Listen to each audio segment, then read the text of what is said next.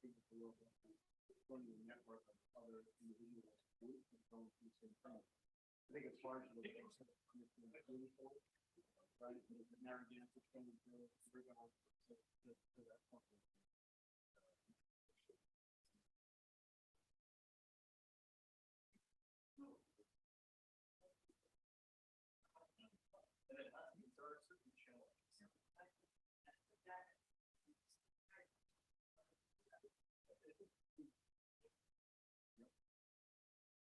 And then that is easier for folks.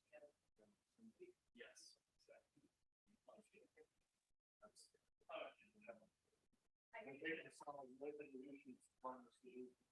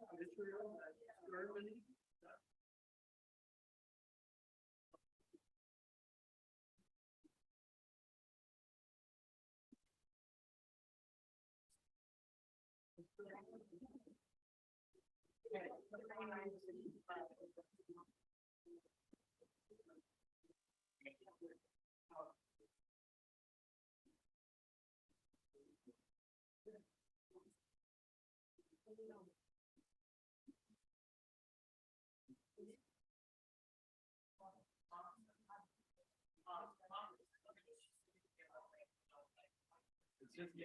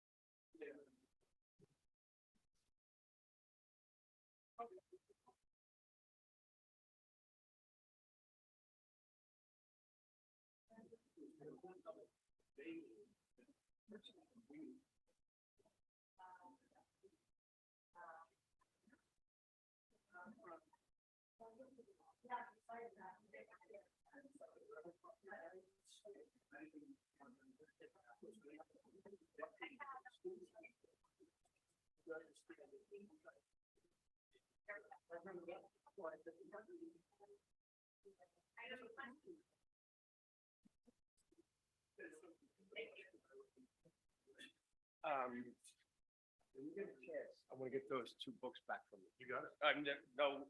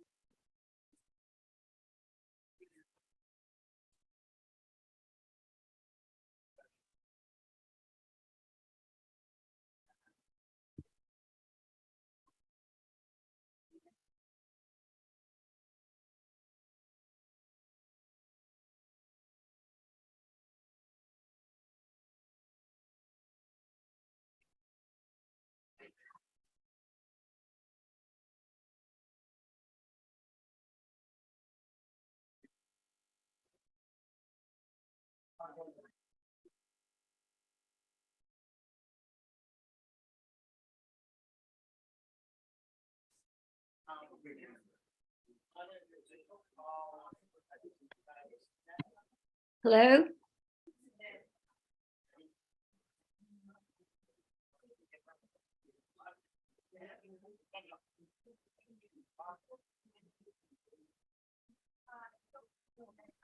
I'm afraid I can't hear anyone.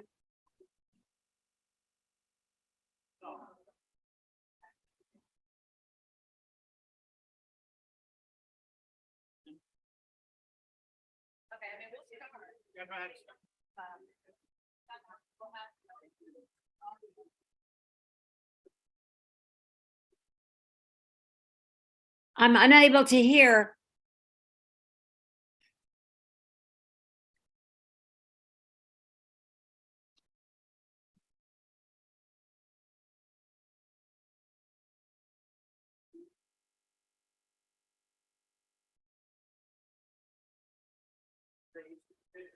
Hello?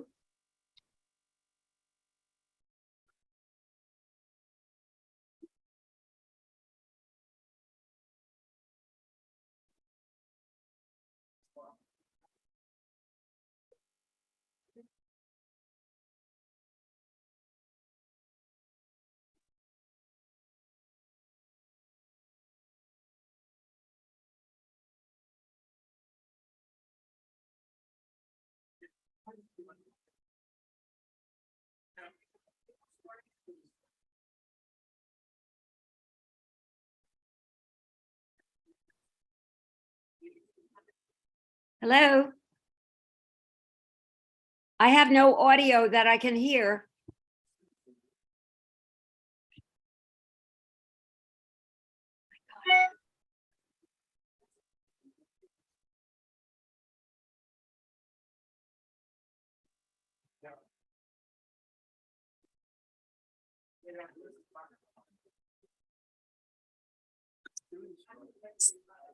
Hello, Sandra? Yeah, hi. Good afternoon, everybody. I'd like to call this meeting of the New Shoreham Town Council to order. Today is Okay, Monday, now March I'm only just 27th. now getting the audio because I couldn't hear. Now I can hear. Okay, that's good. That's okay. As long as I have the audio. Yeah, that's great. Okay, great. Bye-bye. Bye. Hello? Uh, Hello, Gloria. Hi there. Sorry, I've got audio now. Thank you. Could you mute, please? Okay. Today is Monday, March 27th. It is 12:06 or 7. Just a quick housekeeping thing. This is an unusual time for this meeting, which means that we may have more than usual YouTube watchers of both live and recorded. So I would ask my colleagues and members of the audience to please use the microphone and make sure you're being heard. That's equally important because you can't use lip reading as a technique today because our camera is not working. So those of you who usually use your lip reading skills will be unable to employ them. Is there anything else before we get into the meat of the business? Martha Ball had some issues with her furnace, if I recall correctly, and is running a little bit late today. Molly gets back today, but not in time to attend this meeting. Mary Ann, would you like to start, or should I start with Dr. Warkup, whatever? So what you have before you today are what we call the community service agencies before you this afternoon. So I'm going to assume you're going to go in the order in which it's listed in the documents that you have on page 9 of the narrative. The first agency is Block Island Health Service, followed by the Volunteer Fire, then the Early Learning Center, the Senior Advisory Committee, and then finally the Visitor Center, which, as you all know, I will be recusing from that conversation. Sure. So I would suggest we start with the first one, with the Block Island Health Service. They requested funding of $400,000 for this year. The budget recommendation is a 2.6 increase of a total of 395,000 of direct funding. Dr. Walkoff and Allison Waffle are here this afternoon. Wonderful. Thank you. Tom and Allison, we appreciate the work that you do every day. Sure. This is working. Green light's on. Well, thank you. I'll get 27 texts if it's not. So thank you. Good afternoon. However you'd like to do this, I know you have all these documents in front of you. I can answer questions based on pages, or I could run through some key points that we'd like to illustrate. Personally, I'd like you to run through it because I think it establishes the narrative. Absolutely. So some of the achievements we wanted to start with was things that we had talked about in this room last year. So our 2022 goals that we had agreed on last year that we've been able to accomplish was be in a physical space that accommodates the current volume of patients that's currently in process. Charlie Weber is our conduit, mutually agreed conduit with the town. So I think any conversations with that, we're happy to take what we can, but I think the capital meeting is at a different time and Charlie will be there for that. We had expectations of growing our behavioral health. We've been very successful. We have 4 telehealth behavioral health outlets, 2 of them, 2 additional face-to-face, and 1 of them is child-focused that we've been able to make a relationship at no additional cost to the medical center, which is really great. There's a lot of good partnerships out there. And then move forward with getting into a more modern payment model with a quality-based revenues partner, and that we did achieve with Integra through the Rhode Island Primary Care. They're the largest accountable care organization. We are now part of them. We will likely see the benefits of that in 2024. We have been pleasantly surprised with the attribution of patients to us is in the 500 patient range, which is really Wow. quite great. And Do- I'm happy to talk further about that. Do you view that as like what are the benefits of that? Is it largely a back office benefit, or is it revenue, or how do you? I know how exciting it is, but I'm just curious from the community's perspective why I think that's it's a important. tremendous win for the medical center and the island. It's both forward patient facing, where we get free access to case management, nutrition services, pharmacy services. All that type of process is extremely great forward facing for the patient. There is a back end value of it, which there'll be quality based payments, keeping the cultural process of looking at outcomes and quality, not just throughput. The old way was Mhm. throughput. We are now responsible for those 500 plus individuals.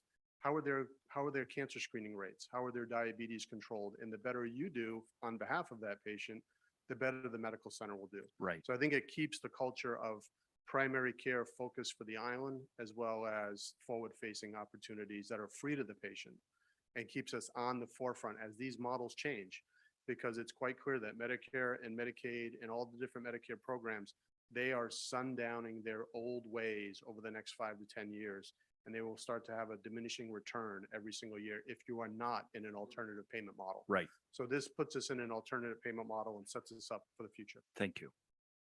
I think we also wanted to continue to partner with the town on ways to kind of backstop programs that we know that are very essential to the medical center and the town itself. And I think that's just an ongoing conversation.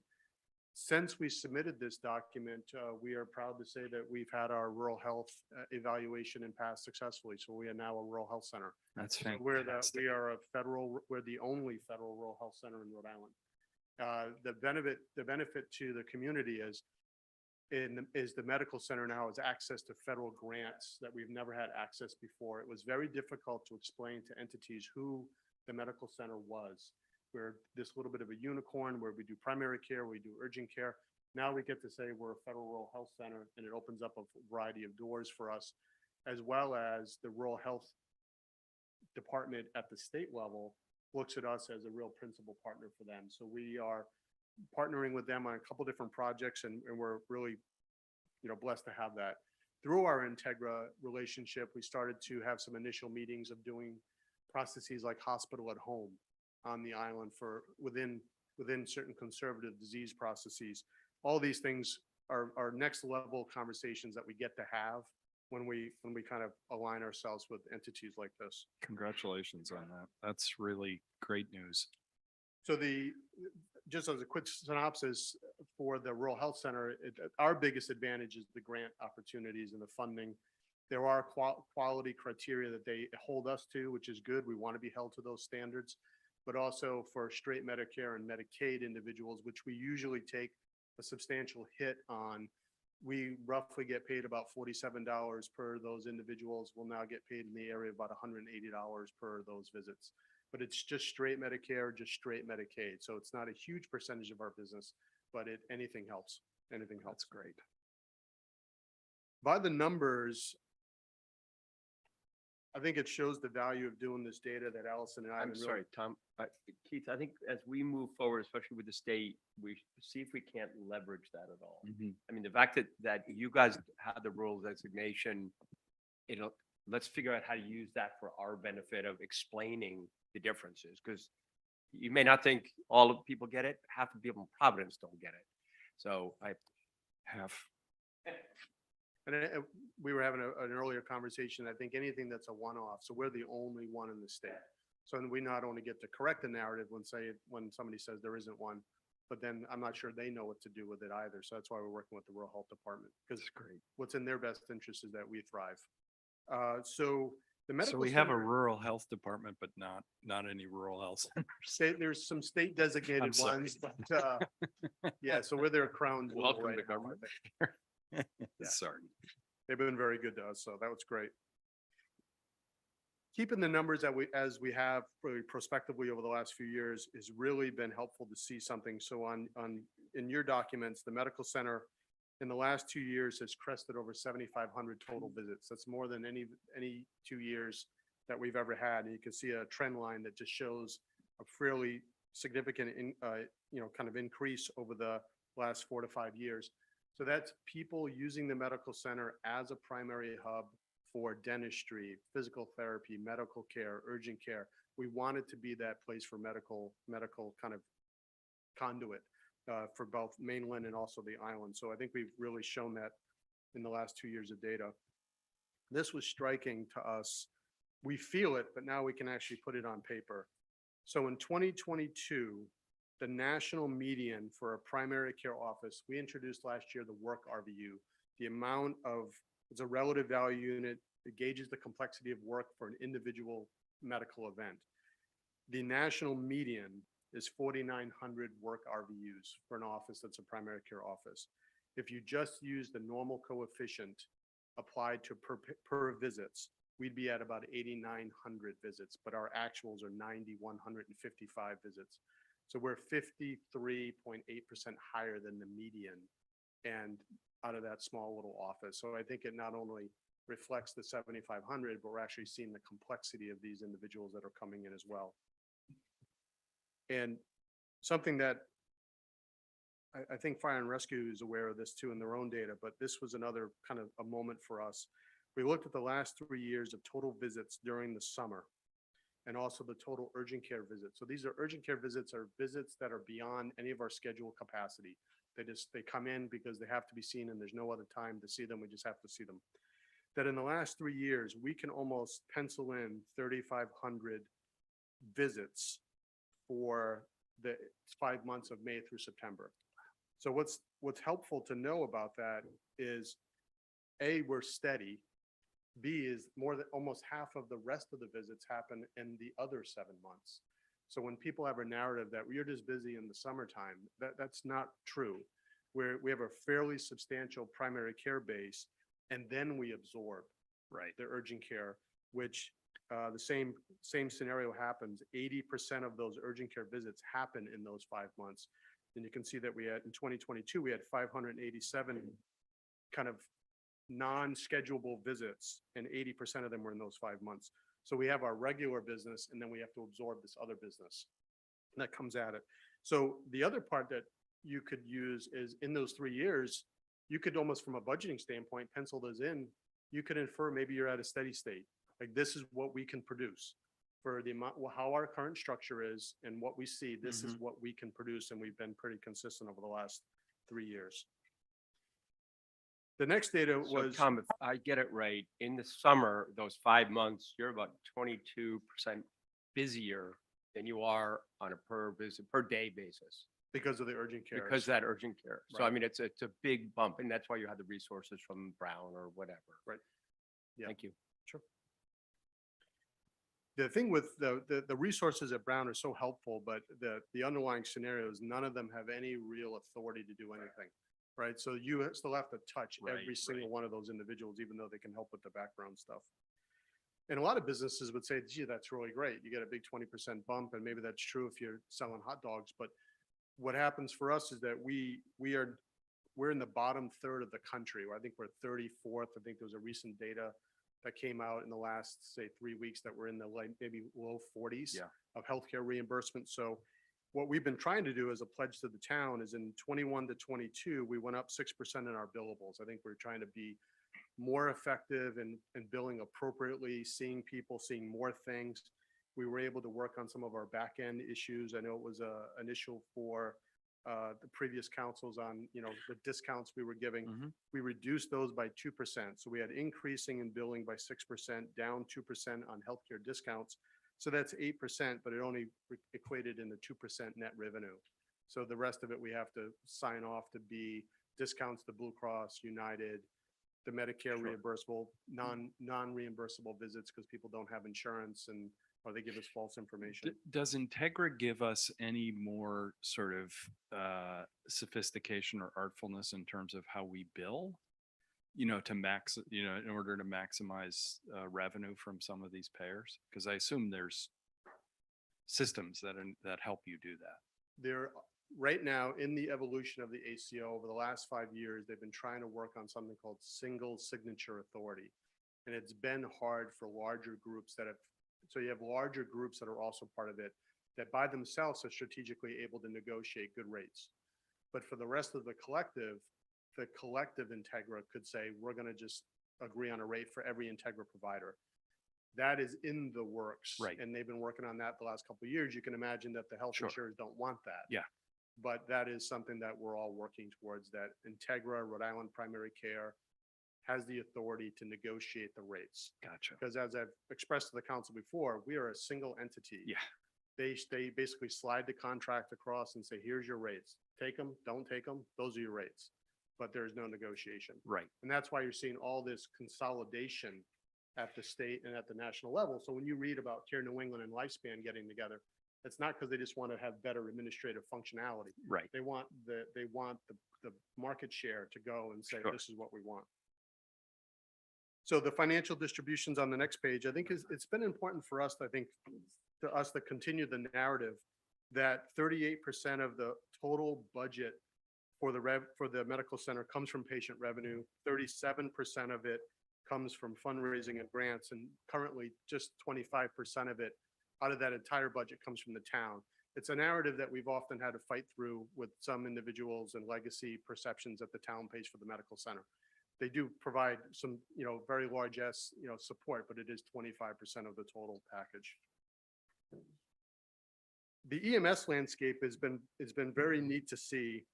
In the same data that you have, if you look at the EMS rescue visits, we could almost start to pencil the same things in, 140 to 120 per year. And then if you scroll to the right of the slide, you can see that of that 140 that came in by rescue, these are just rescue calls. So these are not just urgent care. These are just people that come in by the volunteer rescue department. 88% of them come in the summertime. So you can definitely see there's a huge tilt towards the summertime EMS needs. But what was striking to me, which was not what I would have narrated, is that only half of the trauma or that comes in by rescue are from mopeds, bicycles, and intoxication. A lot of people have this perception that it's the majority, but as we grow a primary care base, half of our trauma is chest pain, strokes, faintings, infections, things that happen to people in life, but not necessarily from moped, alcohol, and bicycle, which is its own burden, but I put that as impactable. So anything the town can then do on the impactable side to try to reduce that trauma, but we can certainly appreciate that we need it for other people too. The next piece of data is really trying to decide and as an organization, think about a third provider. So if you think about in the 3-year aggregate of EMS calls, so this is just rescue calls, the rescue coming to the medical center. That you can see the breakdown, that 63% of it Monday through Friday, 36% on weekends. But these next two numbers are really critical from an organizational standpoint. 23.9% are after hours and 18% are between 8 PM and 8 AM. So you think about, we're seeing 53% of the national median in volume. And then we're trying to go home and get ready and get recharged for the next day. And that, significant amount of that Sure. business is in the middle of the night. Mhm. And when you look at the trauma as a percentage of all the urgent care, it's almost 18%. And that 27.9% of everything is after hours and on weekends. So it's not insignificant. So that's where we were thinking about a third provider. And that's where we can announce that in the as part of our rural health partnership, the rural health department in the state has given us a grant to hire a third provider for the summer, Friday, Saturday, Sunday. So what we had done is we had targeted one of our best students over the last several years, who's now an independent nurse practitioner. And she has agreed and everything is signed that she'll be here Friday, Saturday, Sunday, every weekend of the summer. What that'll allow us to do is run a parallel primary care schedule, because we've had to sundown physicals and not take care of the other things, which we have a real need for because of all this urgent care needs. So now we're going to run an urgent care side or same day visits with her. Lori and I will run the primary care side. We will be there to assist, obviously, with all the trauma and rescues until she feels competent, or we feel that she's competent to deal with it. And then she will also run that Saturday clinic. So it just takes a little bit of a burden off the primary providers, and 100% paid for by the state rural health department. And what we plan on doing is learning from that. Can we run a parallel schedule? Right now, despite those numbers, we still have to turn some same day needs away. This will give us the capacity to make sure that no one, as far as we would anticipate, would have to be turned away. So all the guests that are members of, that are renting out here, the things that you hear, things that we hear through the grapevine, we're just going to say, we have the volume, we have the capacity, come on in. We don't have to triage you anymore. And is that helpful on the revenue side as well? Presumably because when you interact with the patient, I assume with the same day thing that's not a trauma, you actually have time to get their insurance card or their credit card or or whatever. I'm assuming that will be helpful. It would definitely be helpful. Yeah.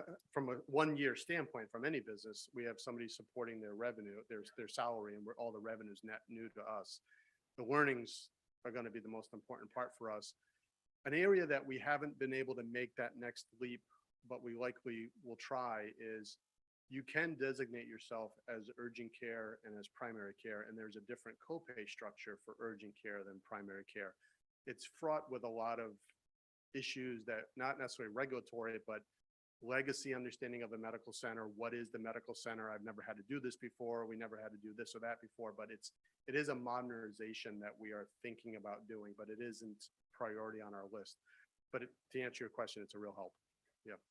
We project out that individual will likely net revenue us about $25,000 over the summer, which will be really great. But the learnings that we'll support with you guys when we have it is even bigger, because we're hopefully using that as a springboard for a third provider for 2024. And we're working on it with some numbers now, looking at it through the provider advisory board that we have, as well as our board. It's not yet ready to be kind of decided on, but this will be a big help for that. So our overall data supports that. I think we're at a volume capacity, or pretty darn close to it. And I think we feel it when it comes to the burnout effect, and that we've built a primary care base to actually be very busy, steadily in the wintertime, which is great. But that same demand is needed in the summertime, but everything else is also needed.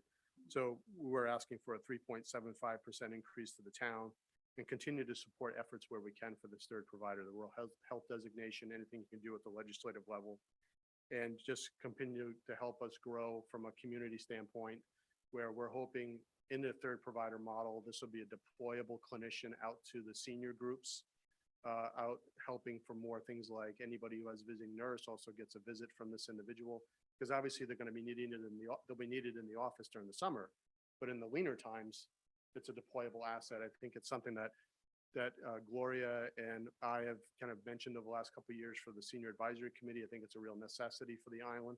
How to make that work fiscally has been hard, but this is a pathway to it. And it actually, the numbers actually do make a lot of sense, but that's something we'll talk to our board about. What questions do you have? Okay, I just want to apologize. I'm late. I didn't forget the meeting. A furnace, I think. I have heat at my house. But I wanted to be there because anyway, that's why I'm not here. My heat, that's why I wasn't here. My heat was off over the weekend and I'm here now. Thank you, Tom. That was great going through it, and the presentation's very sharp and yeah, onward It's and upward. very exciting stuff. Thank you. All right. I know how hard you work. Any questions for? Can you start over? Exactly. It's on YouTube. Thank you. Okay, thanks. Thanks, Tom. Thanks, Alice. Next we have, who do we have here? Fire. Fire and Rescue. So right, thank you, folks, we got the deputy chief here. Chief is, I guess, still in much warmer weather. And we have Michael Farrell, who's the treasurer, and also Beth Crusoe, who is the secretary for the fire department up here. Thank you for coming, guys. They requested an increase of 274,300, which the town, what we recommended is 260,000, which is a 2% increase over last year. Keep in mind that we also provide support for the fire alarm support of $18,000, which is separate from the appropriation that we do provide them. So that's in addition to the 260,000 recommended, there's another 18,000. Let's see. I'm just going through my notes.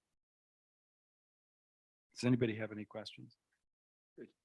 Kirk, do you want to say anything, or you got the sheets? You got the sheets in front of us. Pretty straightforward.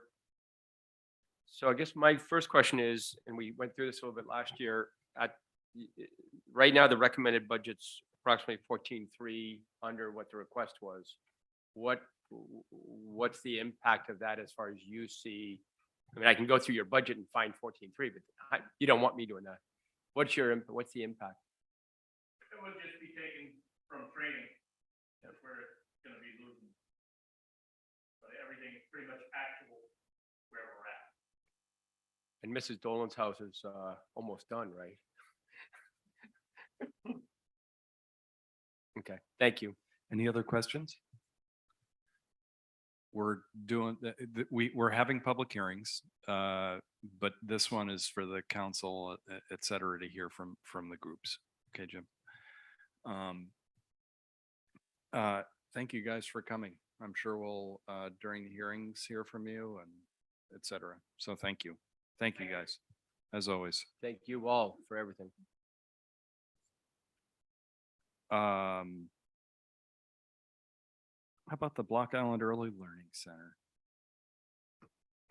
So the Block Island Early Learning Center requested again this year to be level funded of 147,785. This amount has been pretty much what we funded them for a number of years now.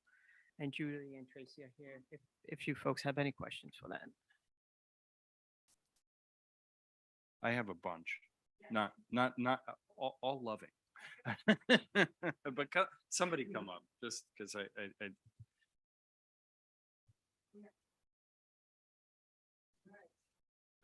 if you've listened to the five of us up here as we talk through a whole range of issues, we've really been focusing on these essential community assets or et cetera. And, we've been doing it with volunteer fire and rescue. We've been doing it with the medical center, and we're doing it at the school. And I personally consider the early learning center to be an essential part of that. So a couple of things. One is sort of, because it's free, what would you do if you had unlimited money? They're like, Oh, boy. Tracy's got a bunch of ideas. So we, obviously working in a tight budget, we feel a responsibility to do that. We do get help from the town. We much appreciate that. We do have, we have a slight increase in tuition each year, 25 cents actually, just to build that in, that the parents are paying. But we would love to improve the playground. Over the years, we've switched to sort of primary colors and plastic to what we would call like a natural playground, mud kitchens and things like that. I almost brought the catalog, but if you look through catalogs for things like that, a simple mud kitchen is 5,000, very, very expensive. So Tracy and I enjoy getting out and getting our hands dirty. So actually we spent the weekend with Sven getting stumps and things like that. But we would love to improve the playground. We would love to turn over some of our furniture. COVID kind of changed things in a sense. It made us have more open spaces inside. So where we had structures and things, now that's not the thing anymore, because now it's more, we always had stations for educational learning and hands-on things, but so we've gotten rid of a few of those things. We love the outdoors. I think ideally we would be outside all the time. And we're very lucky because all of the staff members are into that. You could have someone who didn't want to be outside. Sure. But I think Tracy will probably say the same thing. If we could, we'd be outside, all day long. So we try to do that. We try to do the natural things. Like I said, purchasing stuff is very expensive. We've had parents and people that have certain fortes for building or equipment, Bain Trans's equipment that have come down and helped build or, build equipment outside for us for things like that. So that would be our focus. I think we try to keep it, very play intensive, very natural nature outdoors, kind of embracing what Block Island has. Sure. So what sort of parallel to that is kind of, are you engaged in something in terms of sort of long-term planning? Like, what is the thing going to look like in 5 years, 10 Right. years, 15 years? So you might And- hear all the time in the news that, free kindergarten and free preschool and all that stuff. As with a lot of the grants, we never fit the bill. We never actually are eligible for those things. The school is very good at keeping us abreast of what's happening in that transition between preschool and K. So for whatever reason, when you actually read through the fine print, it's going to Central Falls. It's going to places that really, really need it. So again, out of due respect for that, there's only a certain amount of money. We know that is the case. Whether we ever get to that, where we're bridging between preschool, Yeah. we always look at the demographics. We've talked about, for example, we had 12 babies born in the 18 months, and many of them, hopefully, they're definitely connected here, whether they're here. I know a couple year-round. of those Yes, babies, you do know I a couple think. of- So whether they're fully connected or whether we'll get them for party of the year is great. So we did have a little bit of a boom, and that's great to see. These are Block Island kids having Yeah. kids.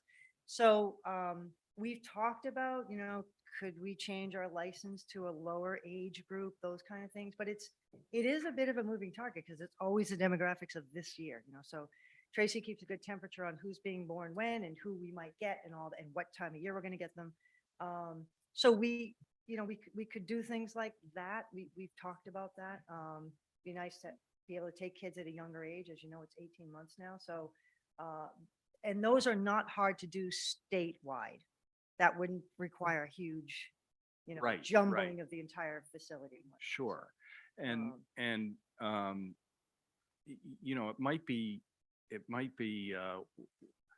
it might be worthwhile, because my sense is, and I assume it's yours and Tracy's as well, is that there's a remarkable degree of consensus about making investments in early childhood well, yeah, education yes, and that's- development. Every year you see. that, right. But it strikes me that we may have an opportunity, given, what the feds and the state are going to do around this, to sort of really have a conversation in the Right. community about what we want this to look like. Yes, yeah.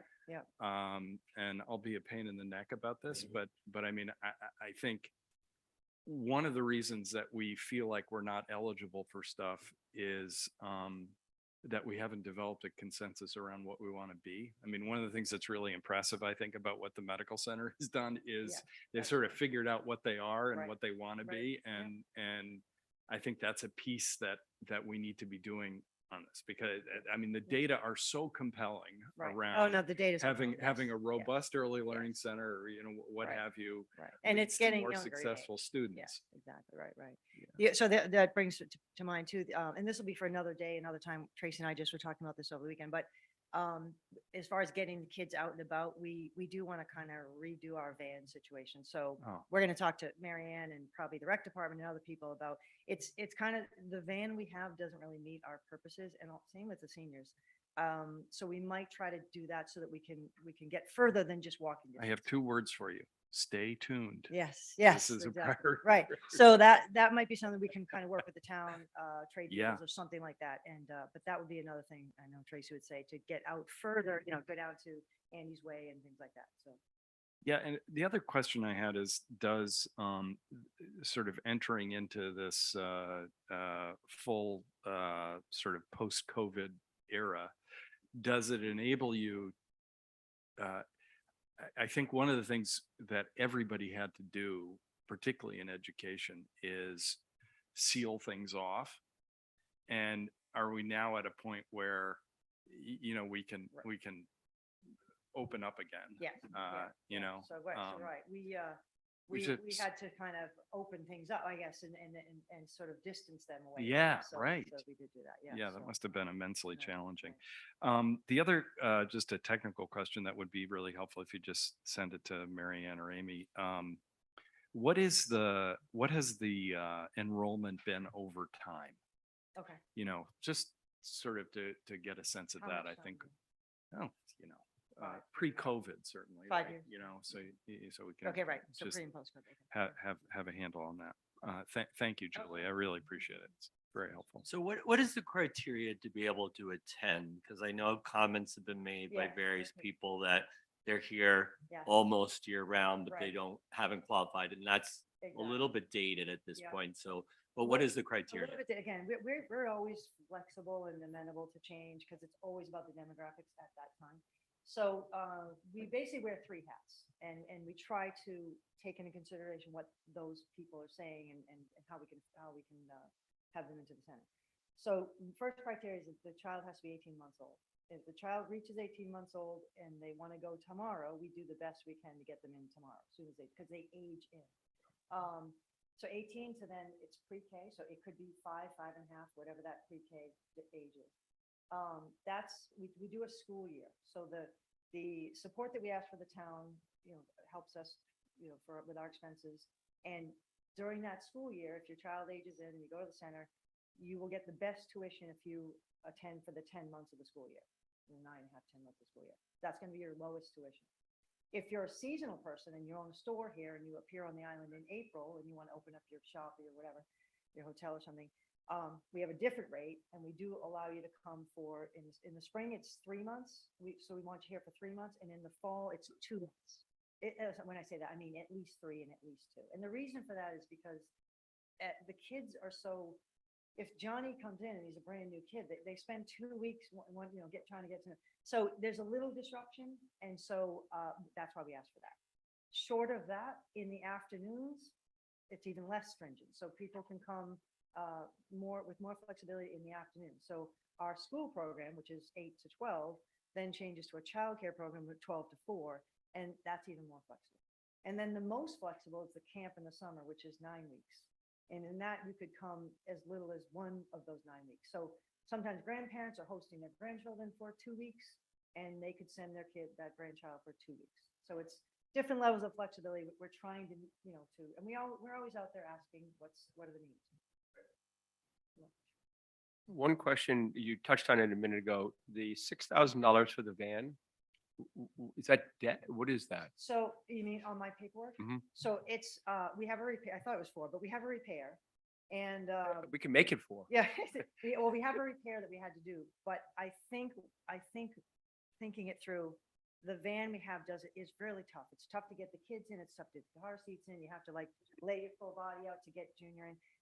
We're starting to look at other vans. It needs some repairs. The town or the school might love our van.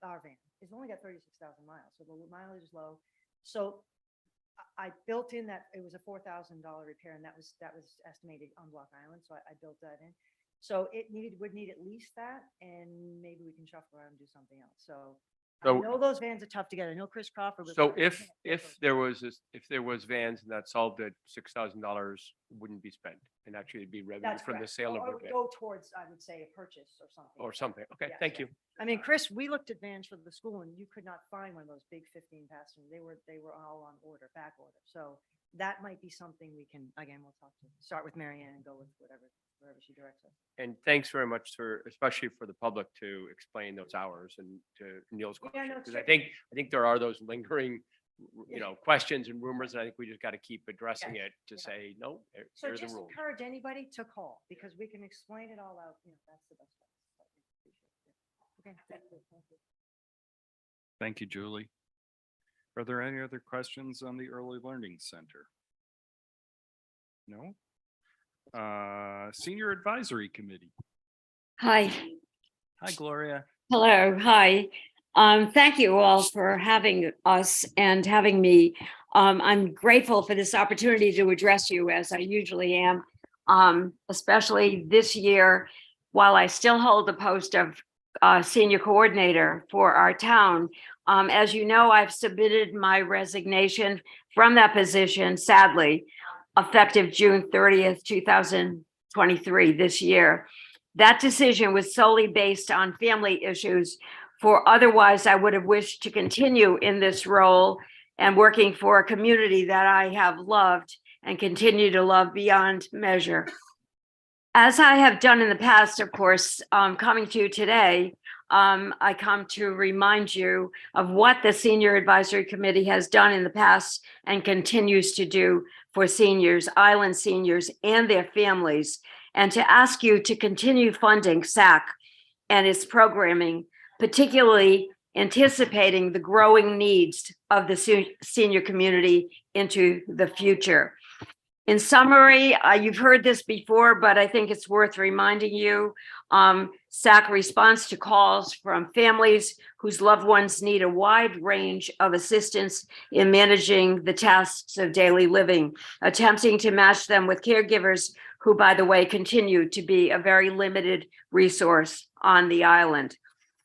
Prominent among of SAC's achievements has been, of course, we feel the creation of the Senior Ride Service, a critical transportation program, allowing independence to seniors. And at the same time, we feel in contributing to the economy of the island, providing revenues to the taxi businesses throughout the year that they normally would not have.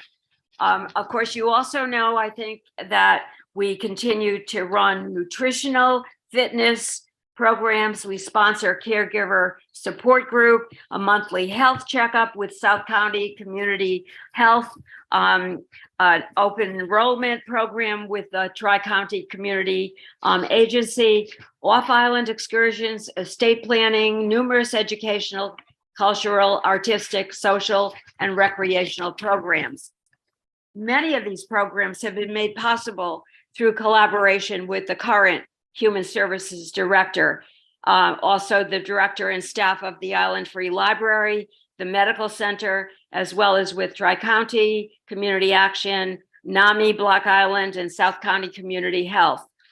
Among our efforts at outreach, we've spent a lot of telephone time with RIPTA in an attempt over 5 years to extract something like $8,000 to $10,000 from a $1,131,000 state budget to help us sustain our senior transportation program. To date, we still must accept donations in order to assure this vital program continues. In addition, through the years in which SAC has functioned as the voice of the senior community, a vital part of its role has been advocacies for senior needs at the local, state, and federal levels. And as such, we've reached out, written, and been awarded a number of state and federal grants.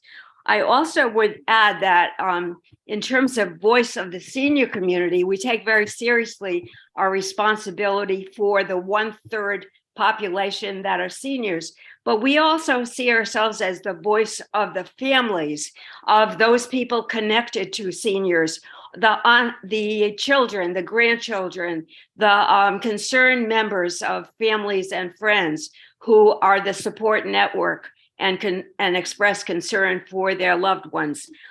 The past year, we are most proud of the creation of the Connection Cafe, not only as a much needed destination for island seniors and their families and friends, but also as a venue for offering a series of programs highlighting the broad range of talents and skills that islanders are gifted with, and the expertise of special visitors who make also very fine and exciting presentations for us. I have to add that the medical center has been absolutely marvelous in a commitment to continue a program of a monthly talk on a health issue, which is very happily and well received by the senior and others in our community. The cafe, I would add, is not simply a place to drop in, vital itself as that need is for residents of an island community, but more significantly, it has become the face of senior advocacy and programming within our community. We see it as a critical building block in the realization of a senior center on Block Island. SAC also continues to advocate for the creation for an adult care residence, the specifics of which were detailed at a community meeting last November. And we're hoping that the community will pick up either private, public funding or some mechanism for achieving that goal. But that is also a conversation for another time. It seems clear to me right now that we're at a season of change for the island, but one that offers us a chance of seriously and publicly sorting out our priorities, giving full recognition at last to the needs of the 1/3 of our year-round population, and for the town to fund those needs at a realistic level. Part of the change has been the expansion recently of the post of Human Service Director. The history of that position is that it was created by a community coalition initiated by Senior Advisory. Since we have worked very collaboratively and successfully with the current director, SAC continues to be deeply interested in action expanding that office. At this point, I'm taking off my coordinator hat because I feel I must speak personally on of something I feel very deeply.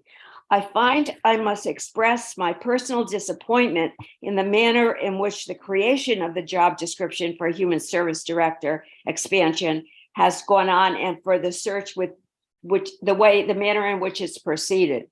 While at SAC, we were assured to have a seat at the table, part of the discussion of crafting that job description. In fact, we were permitted no such role, and indeed, our suggestions were completely ignored. Frankly, it worries me as a citizen and resident of Block Island that the final description neither identifies senior needs as prominent nor indicates any collaborative relationship of the Human Service Director with the SAC. In fact, seniors are not mentioned as a significant branch of the constituency to be served by the new post at all. Indeed, many of the general responsibilities outlined for the Human Service Director are among those being addressed and served currently by SAC and by the part-time Human Service Director. I do agree, however, there need to be more services available to a broader constituencies, and I do understand the need for expanding the human services on the island. Nevertheless, it is my hope personally and as senior coordinator that as a community, we can build upon those resources and the programming we've already established. To do so will require serious collaboration of the town and its new Human Service Director with the SAC. In fact, we have limited local resources available to those currently who wish to age in place. We need the active and cooperative participation of all groups of good faith to focus upon achieving that goal. It is my hope that the town will commit itself financially and ethically to supporting our budget, allowing us to access the resources that will strengthen the senior community's presence on the island and making meaningful strides in assuring that the island remain a home for all those who wish to live out their lives here. Thank you very much. Thank you, Gloria. Before we ask questions, I just wanted to say that I hope that you will let us know when you're out here this summer, because we would love to have you come so that we can appropriately thank you for all the work you've done over the years and honor your service to the town and to the senior community. You've held a program together, and I think it deserves our public thanks. And Well, that's very kind of you to say that. I hope we can all get together. What I would like to say is that, God willing, and if the health of my family continues, it's our hope to be able to come back and spend some significant time on the island. It's right now something that's uncertain, but we will be there for some time, I think, and hope this summer. And I certainly love to see our friends and neighbors once again. And of course, I want to add that I will do everything I can in this transition period to assure that there's a smooth transition for the next coordinator, and work with the group going into the future as much as I'm able. Well, we appreciate that. And I think at least philosophically,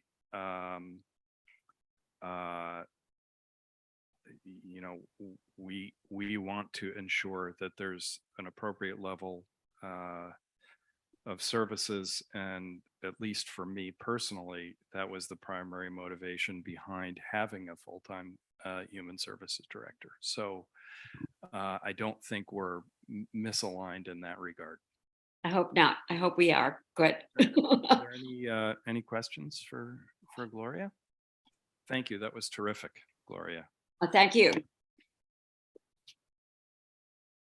Next, we have Visitor Center, right? Or do you That's want correct. to do that last? I think that's the last one. Is that the last name? Yes, I think it is. Last material one. The last material, yes. So get the heck out of here.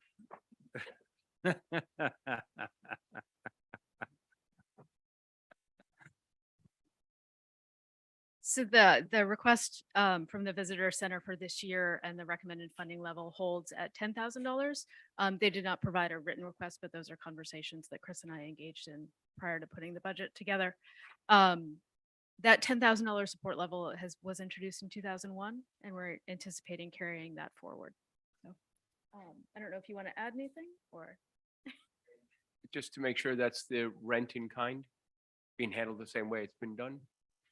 So those are two separate things, and I'm happy That's- to I'm asking. remind people of that. for everyone. This is in the community support section of the budget. So this is the town's support of those visitor functions that operate in the hospitality center. Separately, on the revenue side, the Chamber of Commerce does pay the town rent, currently $10,000 for the rental of that space. That lease agreement for that space will be in front of the council in April. That's up for renewal, but the amount is not intended to change.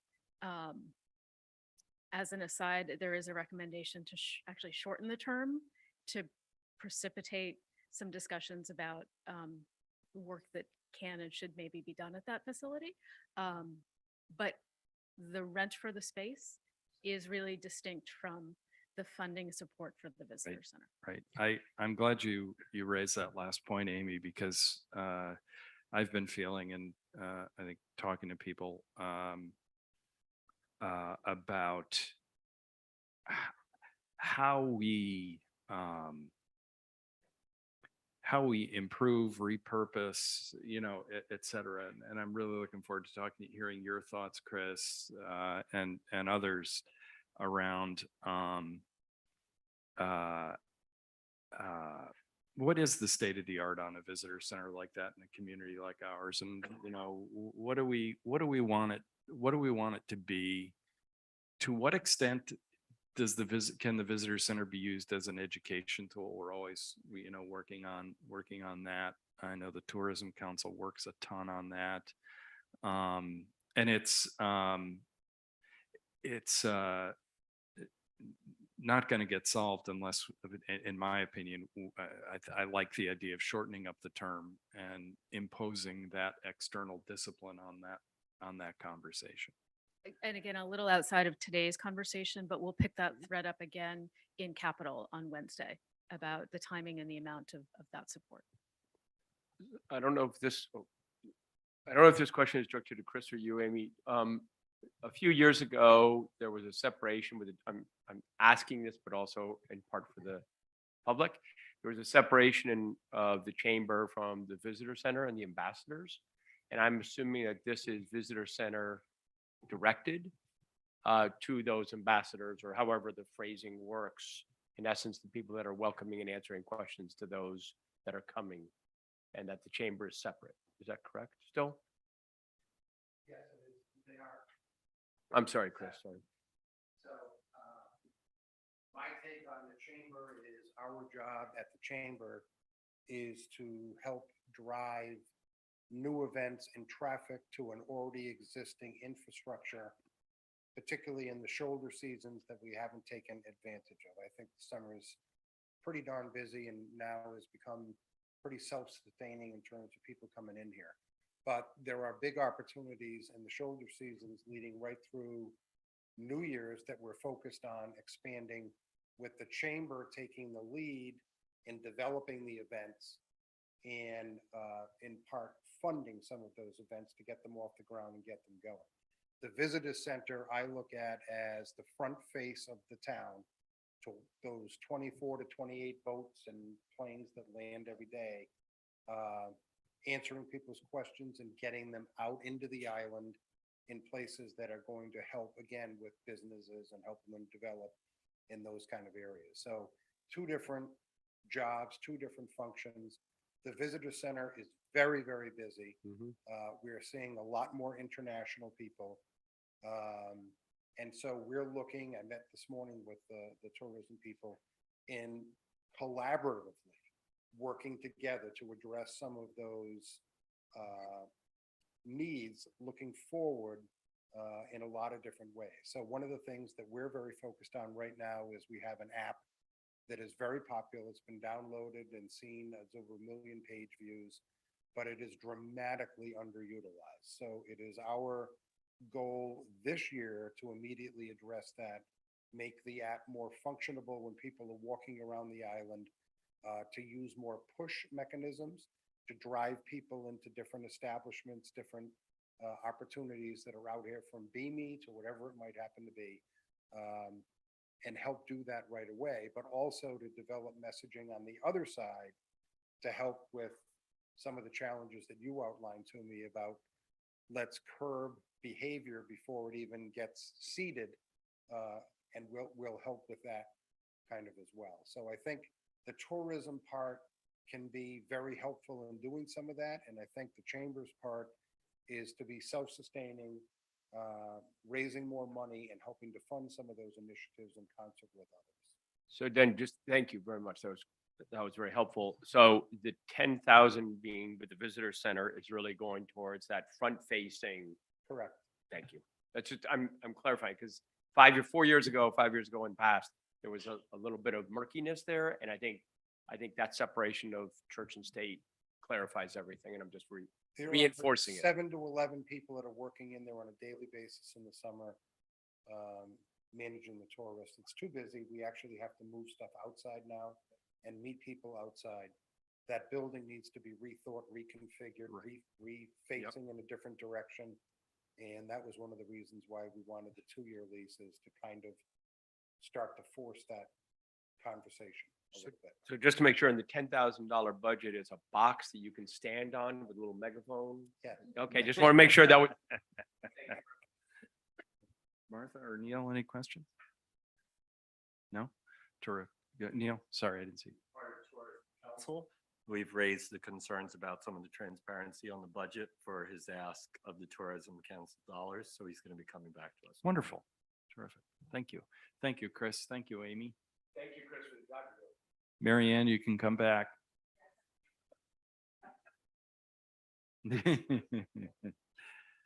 Uh, We've seen you in the car waiting for us to finish.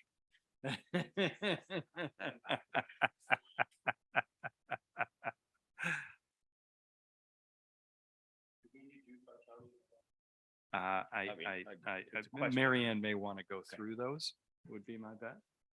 Good. Sorry for the pause, guys. Amy, do you think Mary Ann wants to go through the other? Oh, here she comes. Yes. Thanks, Tom. Thank you. Bye, Claire.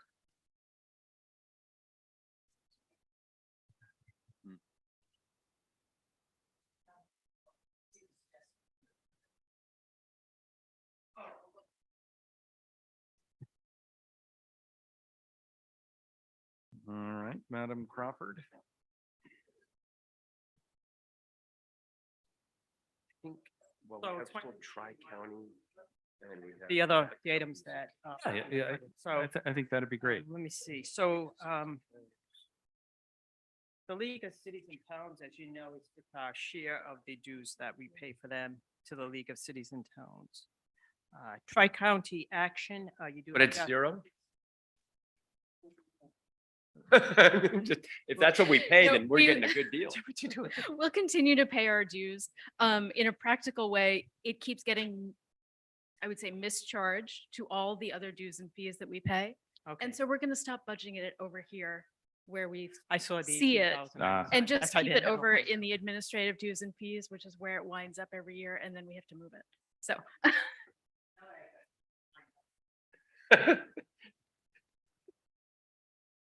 So then, next is the Tri-County Community Action.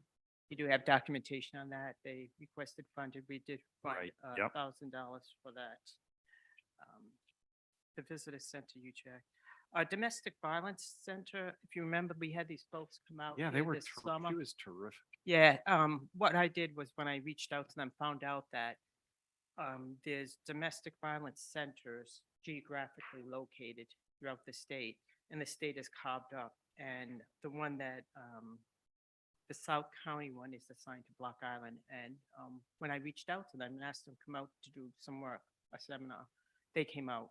And so they requested $6,000 from us. We did fund $1,000 for them, since this is the first year of funding for them. They may have requested funding in back years, but it's been a while since they've done it. I'd have to dig out the years, but there was a stretch, I would say 7 to 12 years ago, where we were funding them regularly, and there was a very close relationship. I think particularly through the police chief at the time, that relationship wasn't as tight, but I think that's resurfacing as a dynamic. I know they've always been there as a resource for Islanders, and it sounds like they're reasserting that space. I mean, I have to say, I actually went to the training that that person did, and it was really terrific. Honestly, it's relatively small dollars. I just, we may not be able to fund 6,000, but I also don't want to offend them by cutting, so we should just chat about that particular piece, because I want, I mean, I don't know, I really appreciated it. And I think the more we can get them to come out and raise awareness of their services, maybe we might have a real impact, even if it's just on one person. So can you just highlight what did they do? Sure. I've forgotten there were two people who came out, and they did a really excellent sort of broad training program around what the resources are, what the laws say, what their own infrastructure is, everything from acting as sort of court escorts for people who have have experienced violence, because one of the big challenges is you know, getting from incident through adjudication and helping with restraining orders and, you know, sort of the range of tools. And it was, for me, as a layman, when it comes to these matters, I found it quite educational, because, you know, you tend to read about tragic episodes and think, boy, you know, what are we doing about that? And the answer is there's actually quite a lot going on as long as we're engaged. Is that fair? Yeah, one of they spoke extensively about their court advocates, so they do attend court Yeah. with victims, and we'll call them victims. Also, they do have a hotline that folks can call, and when they call back, even when I was arranging to get stuff called back, on the cell phone, it doesn't show the phone number. They also do provide educational support, and things of that nature. And Keith hit the nail on the head. They talked extensively about the law, and it was really interesting. That's the piece I found the most interesting, because there are certain things I thought, oh yeah, that's definitely against the law. And she said, no, that isn't. It has to be such and such. And so she went through explaining that.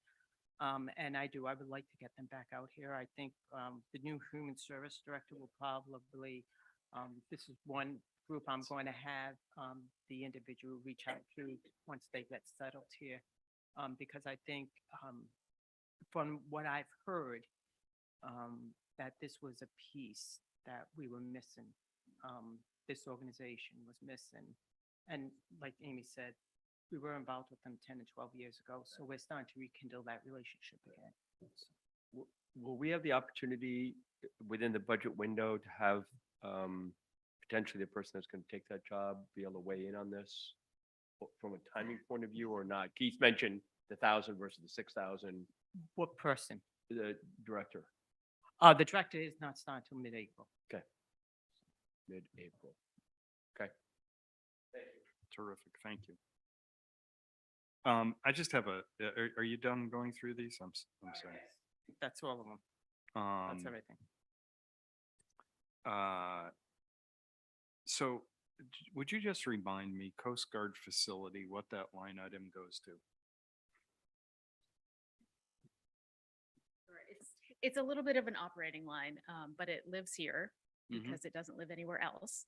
But it's really the It's like a very lot. baseline, the care and feeding of those facilities. So power, heating, fuel, whether it's oil or gas, turning off the water, turning on the water. It's very basic Right. baseline maintenance. Gotcha. Not at all representative of the actual costs that should be put into those buildings, but just the bare minimum.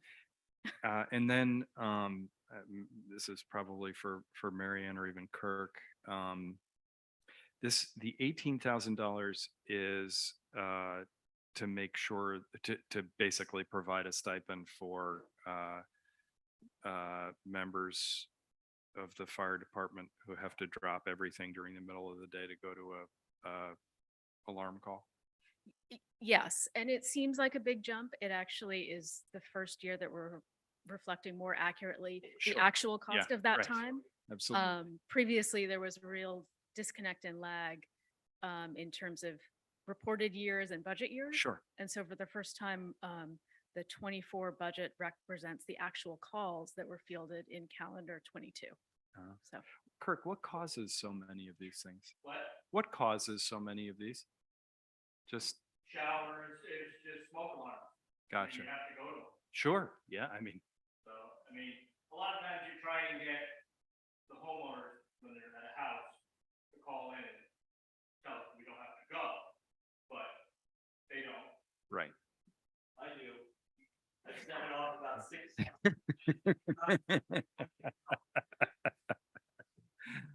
Terrific.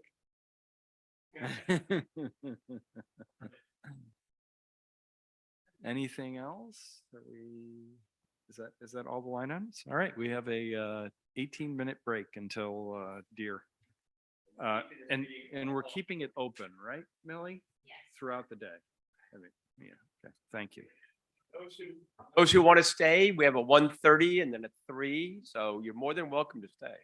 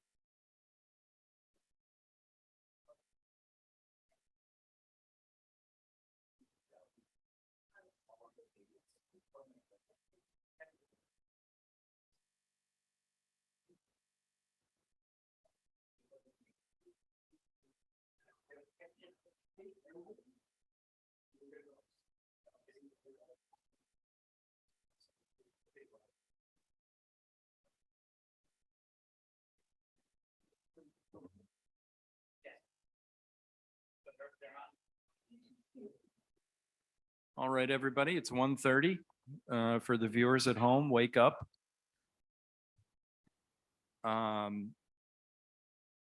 We're joined today by Dylan Ferrara and I've forgotten your name already. Isn't that terrible? David Cal from Rhode Island DEM for a discussion of hunting issues.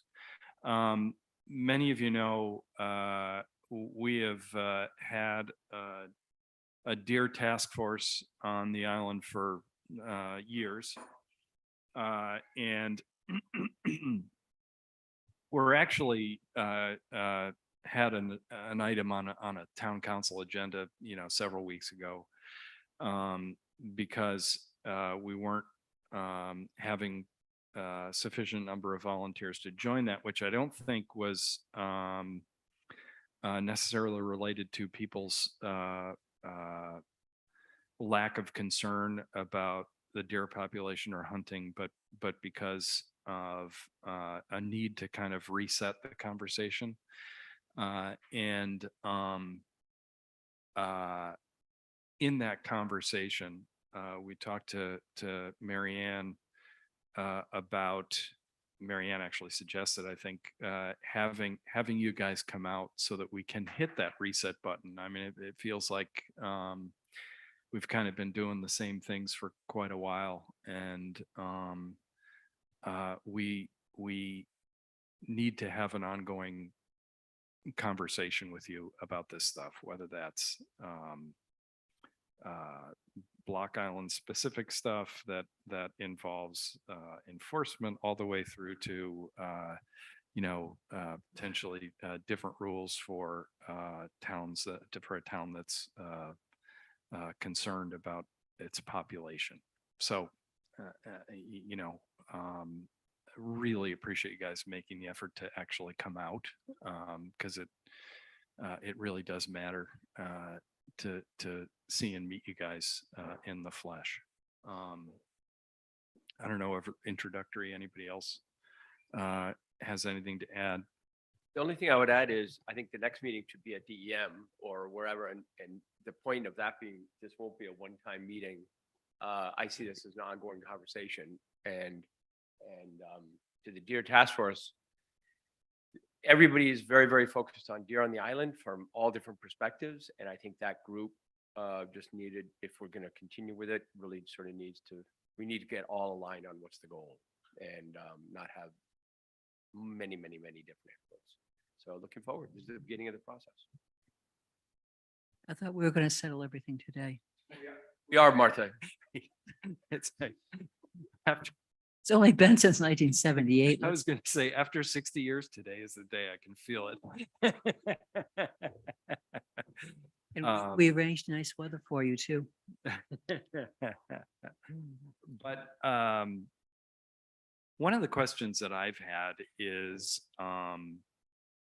around hunting days and whether sort of. Oh, yeah, sure. My name is Keith Stowe. Yeah, of course. Oh, I didn't know that. Gotcha. Sorry. My name is Keith Stover. I'm on the council. Sven Riesum, Neil Murphy.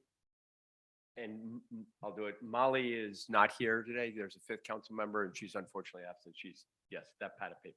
And then our town manager, Mary Ann Crawford, and our town clerk, Millie McGinnis. So you want to share stuff with us? Is that what you said? No, I just wanted to, Yeah, sorry. Yeah. Who the heck are these people? Get an overview from them of what they think, how things are going out here, or have they looked at, how much have they looked at this? Do they have any recommendations or suggestions? Great. They're the experts, aren't they? so, again, my name is Bill Ferrera. So you, Sorry, it's just. So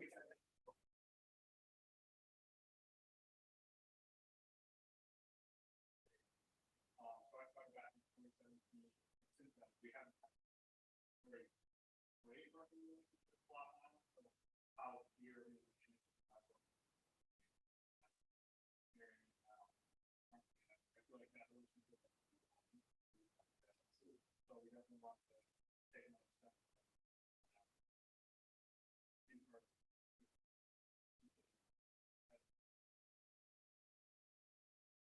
Yeah, I mean, we're managing the population across the state. Part of when I first started in 2017, we're basically going to revamp the program. Hopefully, the population.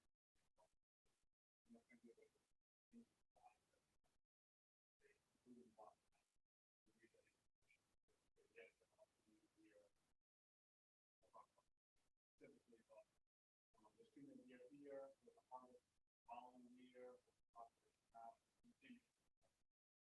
a lot of people get the there's a problem. But we want to be able to measure that problem, see how we're going to manage the problem. So is there still too many here? Not too many here? The assumption now. Probably agree with that study, which we have. So hopefully that we do some work.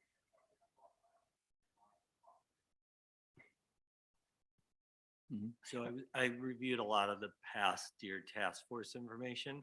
So when you say assess, whatever the terminology is, that I read about infrared, there's flyovers. How are you predicting or assessing that number? So there's a lot of ways you can monitor and estimate population, typically for deer, interrupted, or looking for the aerial survey. And this will basically give us a snapshot of how many there are. In the past, we did long time prior, but I count every single deer that was on. And that's how they got that. Really cost intensive, very time. There's just a lot of that. So what we're hoping to do is use deer harvest information and use population. So the goal is we'll do an aerial survey of not the entire state, but a good portion of the state, extrapolate that out to the entire state, and then compare that to what harvest statistics look like. And then you can basically do one set of information, that population, and then use another, and then compare it to the other side. So is it your sense, Dylan, that the number of deer we have here is similar on a per acre, but I'm just sort of curious about the methodology there. Like, is it an apples to apples to extrapolate mainland data here? No, we will do our own. You do your own survey here? That wasn't challenging the methodology. I was just curious about, Yeah, yeah. the biggest thing right now. Yeah. So that's one area, in this case, zone, Long Island being zone for being that has its own set of regulations. Mm-hmm. Very complicated, very regulated, but it also has some regulations. Unlike the main, one, which is very open seafood, so they're two totally different. We wouldn't compare one. What are the techniques you've seen in your, not just experience at DEM, but in your academic work? What are the tools that have you seen anything interesting that you would bring to bear? No, for different hunting rules, different approaches to hunting, et cetera. I mean, I've seen a fair amount of different ones. The biggest one is like regular general season open point. Right now with Long Island structure for the hunting season, very regulated. No weekend holidays, close early in the season, extended late in the season. And that's issues for harvesting deer. So you can get creative with other sort of cooperative programs with local landowners, private landowners, nature conservancy, and you can make things different to achieve a higher harvest. But generally speaking, open hunting is the best way to go about it. Gotcha. And I know one of the concerns we hear frequently around opening things more is enforcement resources. How do you have a view on how we would do that if we're? Yeah, I'm not enforcement. I can't say that enforcement. I see. Yeah. But personally, I wouldn't think enforcement is going to be the thing that should go with it. More Uh-huh. on the island, personally. Yeah. I think more for our local life is, Mhm. Right. sports, Yeah. statistically, but I don't see it as enforcement. What about taking more antlered deer? That's the goal?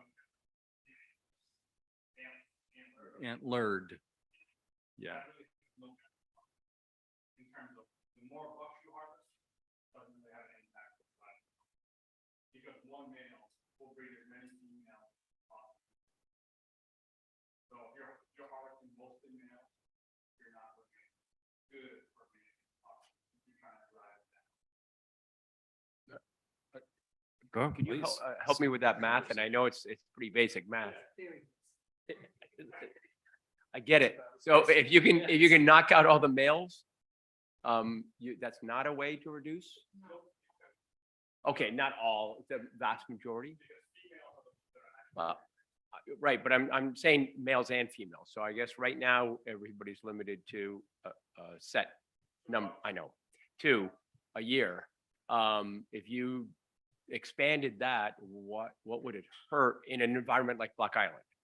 I mean, the weird thing, and maybe there's 2 questions here, but the second question is, Block Island, if you look at the harvesting and you look at the annual take, and we have all the numbers here, it's so controlled by 4 or 5 people on the island. I mean, if you look at the real numbers, it comes down to is Fred hunting a lot this year, or was he injured? And he was injured, and so the count went down. And we can see that almost in people. Yeah. So I guess my question is, one is on bucks, opening up bucks more as well as does. Then the second is, how do you I thought his take name away- was Kirk, not Fred. I'm using any name I can. Thank you very much. And then how do you work on the extrapolation when it's so controlled by a few people? Yeah, so to talk about male harvest, again, when you're harvesting just males, yes, reducing that male, he's no longer in the population. So that is going to reduce the population per individual. At least that's what,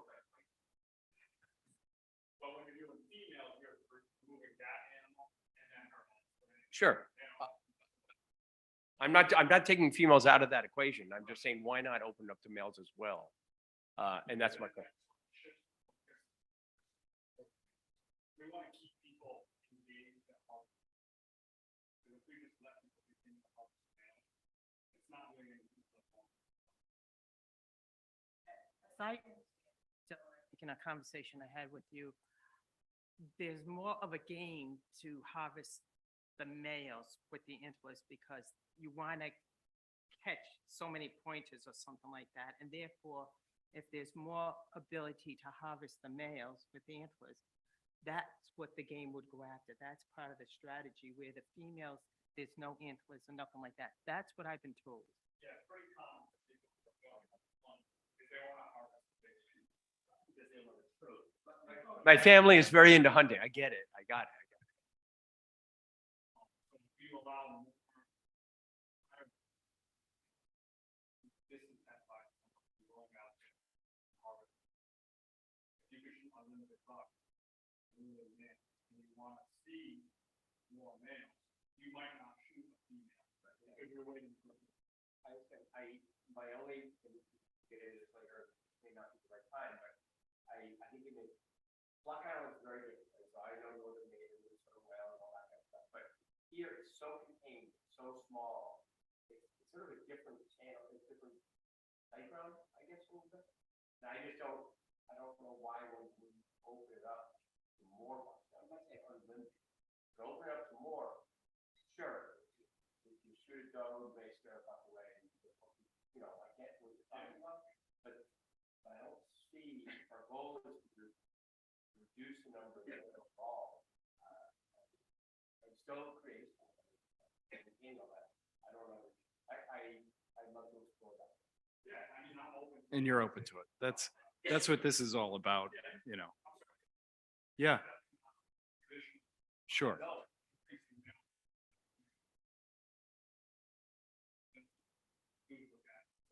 Most of our hunters.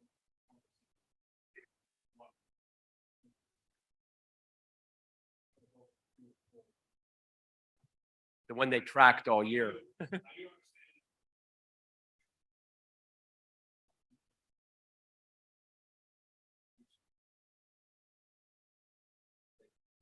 of the ability to manage deer by a set number of individuals, challenge the problem right now. Like you said, if you have 4 people that are shooting the population, those people are up to breaking anything. There goes a majority of the problem. So being resilient to that, in the way the hunting really matters. Not track hunting. Because the problem is that there's too many deer right now. What's going on? So that means So, again, this is all just from a person who doesn't hunt for deer. So what about, if you opened, say, select weekends in select areas? Is that something that would, that?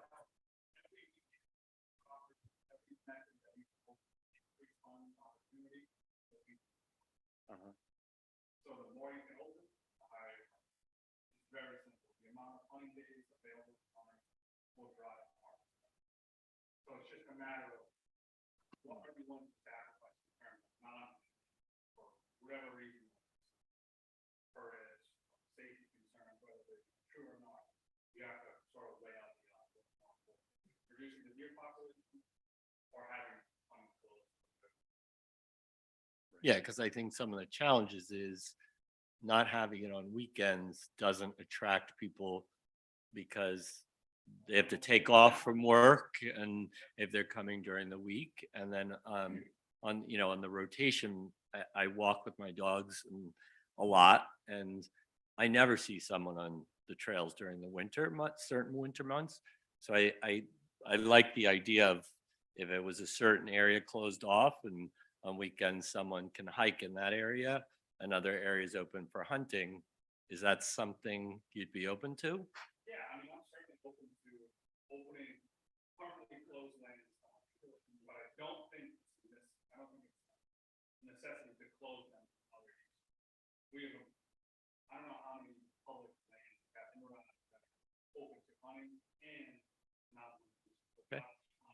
But you're willing to talk to us because that's likely to be a cultural challenge here. And I'd like to, you know what I mean? So figuring out ways to maximize, but recognize sort of the cultural challenges that we have, is important. Yeah, no, definitely. So right now, the season one, which is great for you guys because you don't, it's not your business in January. But what happens when we ship that season late, the males have dropped their eggs and the hunter lose most of their ability to attack males. Huh. And then they're beginning to harvest Yeah. males that don't match. That's interesting. So this year, there was 50 males, 49. that were shipped. So if you ship that season sooner, you're gonna harvest females instead of males without eggs. So again, that's another cultural issue that you have that you don't wanna harvest, like, do most of your hunting fall when you start first, push it back later when there's less people, but then you're just drive the bill population. And that opens up the conversation we had a second ago. So if you have two males, then, $2. Well, it's not, but that's not how it's defined. It's antler and I know. because of the dropping. Right. If you're ship of $50 that shed antlers to 50 does, you actually have over 100 less deer. Because they're not. Yes. Gotcha. Yeah. I get it. Gotcha. It's not about how many deer you take this year, it's how many deer we're gonna have next year and the year after. That's the, Right. every year is self-contained. Right. So, I think one of the problems that sorry, one of the, I've got two microphones. One of the problems that. You're not speaking into One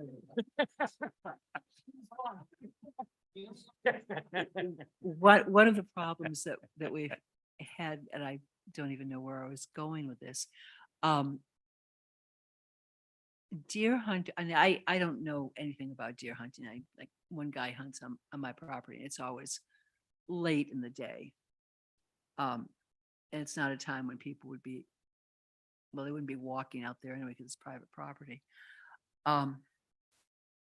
It just seems like we can't make it too complicated if we're going to open up more land. If we're even going to talk about opening up more land, we just can't have, this section this week, this section next week. Trust me, that nobody will ever figure that out. And we don't know what days the boat runs. It's not, it has to be really simple. But obviously we need some numbers. You have people who tell you there's not a problem. You have people luckily the deer ran ahead of my car before I got to it last night. But I live down the neck and there's usually one on the road. Anywhere between 1 and 3 if I'm going home after dark, or if I'm on the road after dark. And I think everybody has that same experience. So we know they're here. You just want, I mean, personally, I would just like to have them vanish completely and be done with it because I'm sick of it. And I've been saying that for 30 years. And clearly no one's listening to, no one's taking them away. Yeah, so, one of the bigger things,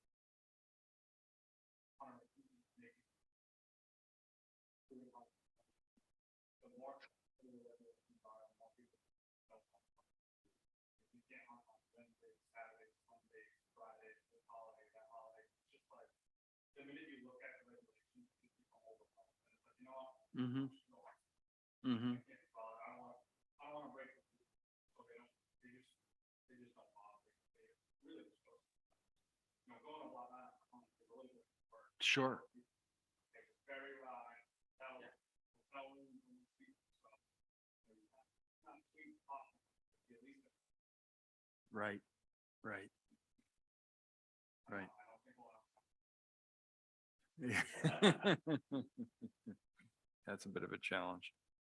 Dylan, do you have the total, at a meeting that we had with you folks last year, one of the things you said to me, which was my aha moment, was when you said, elsewhere, the total number of days that hunting is allowed is certain amount. And here in Block Island, it's this amount of days. And that was the aha moment for me that realized how much less hunting opportunities. And then you Mhm. touched on a little bit about the Wednesday, not having on Wednesday and the weekend. So, you know, if someone comes on Thursday, they can hunt Thursday, Friday. If they come on Monday, they can hunt Monday, Tuesday, but not Wednesday. So even the breakdown just doesn't allow for the continuity of and especially if they're coming over in the ferry and things like that. Yeah, so I did this for 2018-19 season and then 2019-20 season. It's basically been the same for the past, I don't know how long it was, the same shit in the past. So I'll use the 2019-2020 program. Our season starts at 10:15 and runs through the end of January on the season. Obviously, Block Island later February season. But if you were to start from 15 and run open throughout the entire season, like Canadian does, you gain 80 days. And that's 22 weekends, 44 days, which are the most on our market. If you look at our daily harvest, our highest harvest days, because most people are working Monday to Sunday, and then 5 hours. I mean, 5 days is in the fun, but 5 days on holidays when the fun guys have, or women have days out of work, to be able to go out and hunt. You know, those are certainly gonna happen. And then I did a quick, rough calculation. So this is very rough, no real formula behind it, but I took those 80 days and looked at some of the days before and after, like on the weekend. Let's say on Thursday, Friday, Monday, harvested, and then Monday, Tuesday, harvested. I sort of populate that and see what the potential for harvest. And it jumped up from about 160 for the 2018. Mhm. So it may not be that high, could be higher. That was additional to the whatever the state could have put up, more. Yeah. Potentially. Yeah, it's rough and I'll never know. This is really helpful data. It's interesting. And it sort of, I think, as I said earlier, this is an interesting issue because it represents a cultural clash in a way, because on the one hand, you we can complain about the deer population. On the other hand, we complain about the number of hunting days. It's sort of like, like, well, okay, it's challenging. In the town itself, highly regulated. I think that's in the message for all people this year, that hunting may not be as safe or as it could be. And if the town begins to open up just the dates in general, you can ask the state that and say, okay, the town supports hunting, we want hunters here, it's okay for me to let them hunt. You know, in order to start the cultural change, it has to start somewhere. So that's one of the things I'm thinking about all these, right? Yeah. What can you want time to do? Yeah. to help? You're taking the first step to get the team. And it is hard for the town to allow hunting throughout the season. So Marion, what is town story for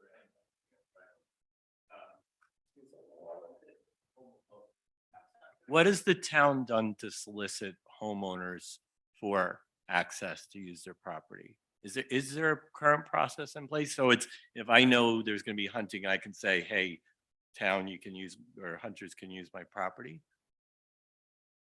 Well, probably you could run through how much property you have to hunt. And those state limitations. Yeah, so there's no minimum size for hunting to be allowed. You just have to be a certain distance from the dwelling. Yeah, but It's all archery, firearm archery, But- unless you have permission by the way.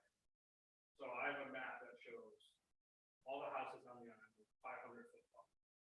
And the island is covered in unhuntable because it's so densely populated.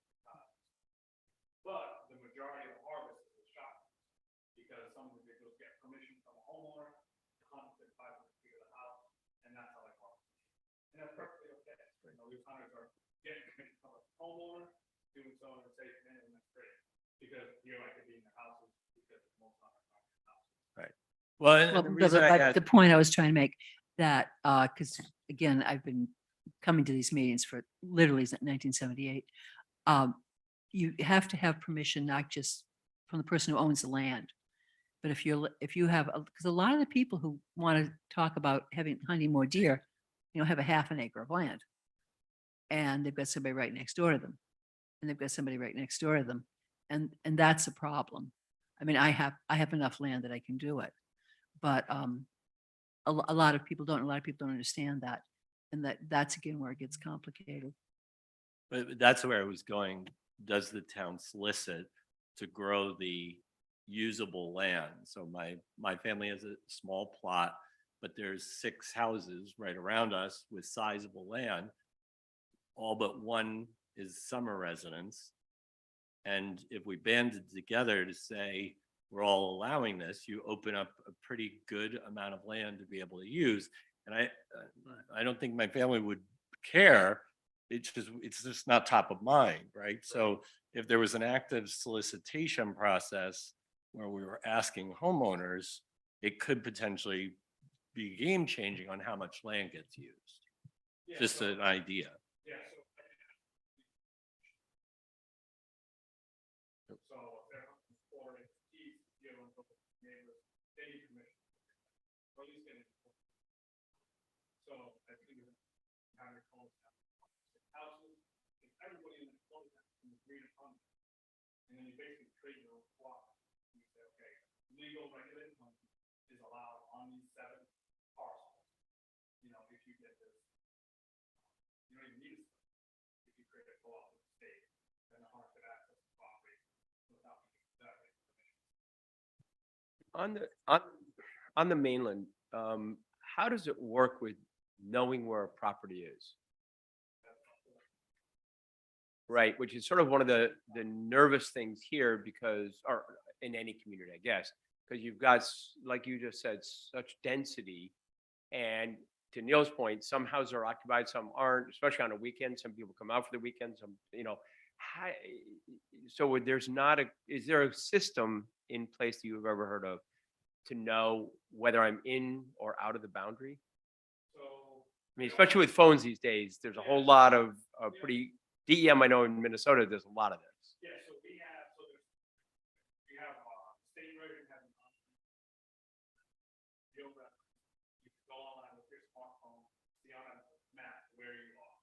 You can turn on the state land layer, Walker County layer, and that shows you where you are in relation to the property. There's also private companies on that. There's a bunch of companies that are making this, so hunters in theory can access public land. And it's easy to navigate. So that's something that's already. So you can look on a map and say, okay, this. Right. This 6 parcels, from anything, pull up your map, you can see exactly where you are. Right. So what I'm trying to get at is, because I think in my mind, where we live, there's half the time people are occupied, half the time they're not. And knowing where that lot ends it's hard unless you know the island and whether it's half the people that hunt here, they know they know exactly every house and every property line. Somebody coming over, Cranston or wherever, how could they? Yeah, so it's a little bit easier when you have small parcels, because it'd be easier to mark, but we wouldn't want to be in the business of marketing. Right. Yeah. Yeah. You could, but the best thing to do is having that, they can do online.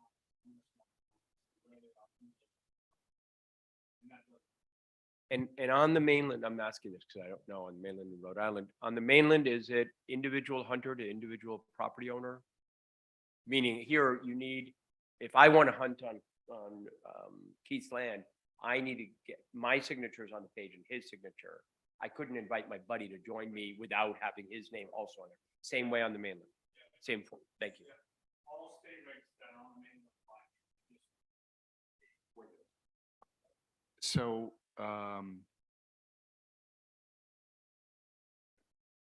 I know you're not the enforcement person, but one of the things that occurs to me that actually might help make whatever, a weekend hunt work, would be to ensure that we had sufficient, enforcement resources assigned to the island when we wanted to do that. Can we talk to DEM about that? You know, because I think, if we're going to give the community the confidence that it's a thoughtful approach, having a presence, I think makes a difference. Does that make sense to you? You know, yeah. You know,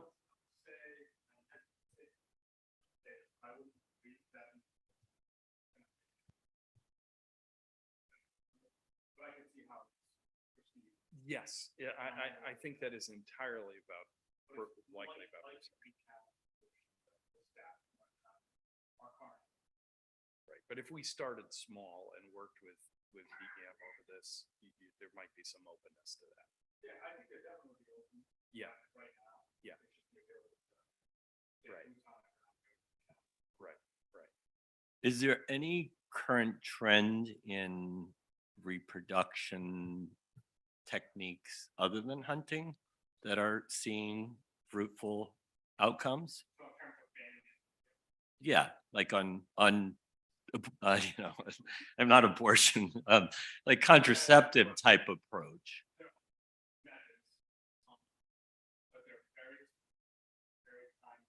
Okay. Expensive killed it for me, so. One maybe last question, but you just talked about enforcement, and I understand boots on the ground, and I know how stretched DEM is. Do you know of any state or any DEM that has ever assigned local enforcement officers to just a task?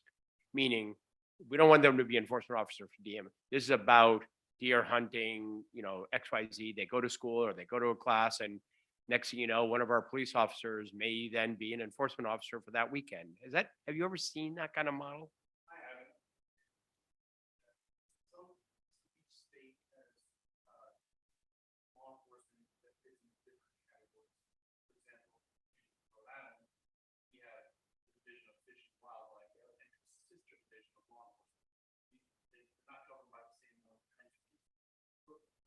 Virginia, that the Division of Wildlife Resources has their own law enforcement, and they do specifically, you know, getting poachers and following up with biologists.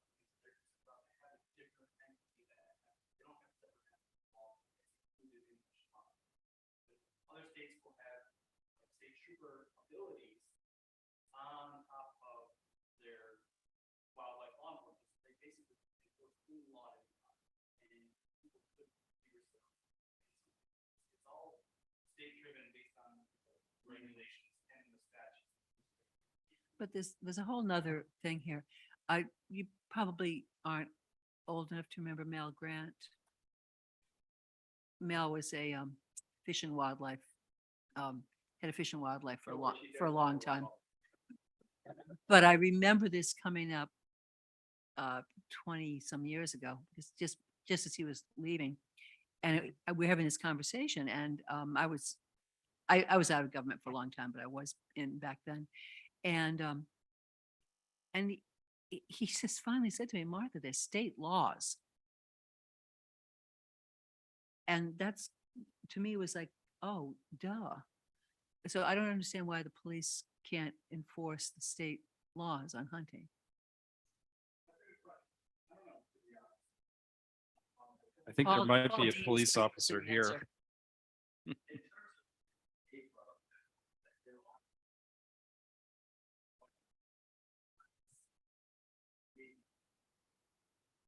And who are you, sir? Who are you, sir? And you are.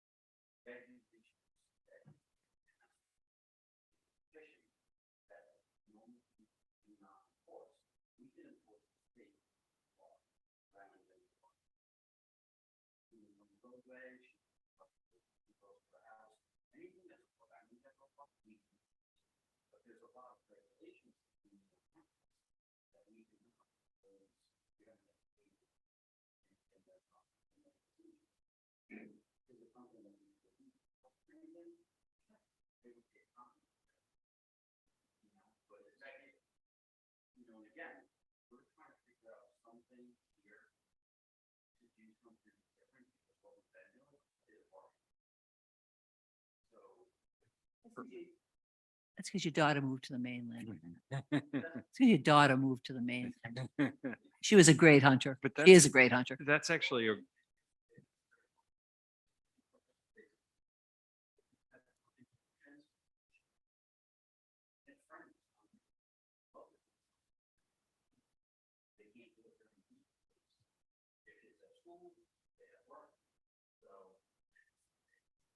right. And just, Mhm.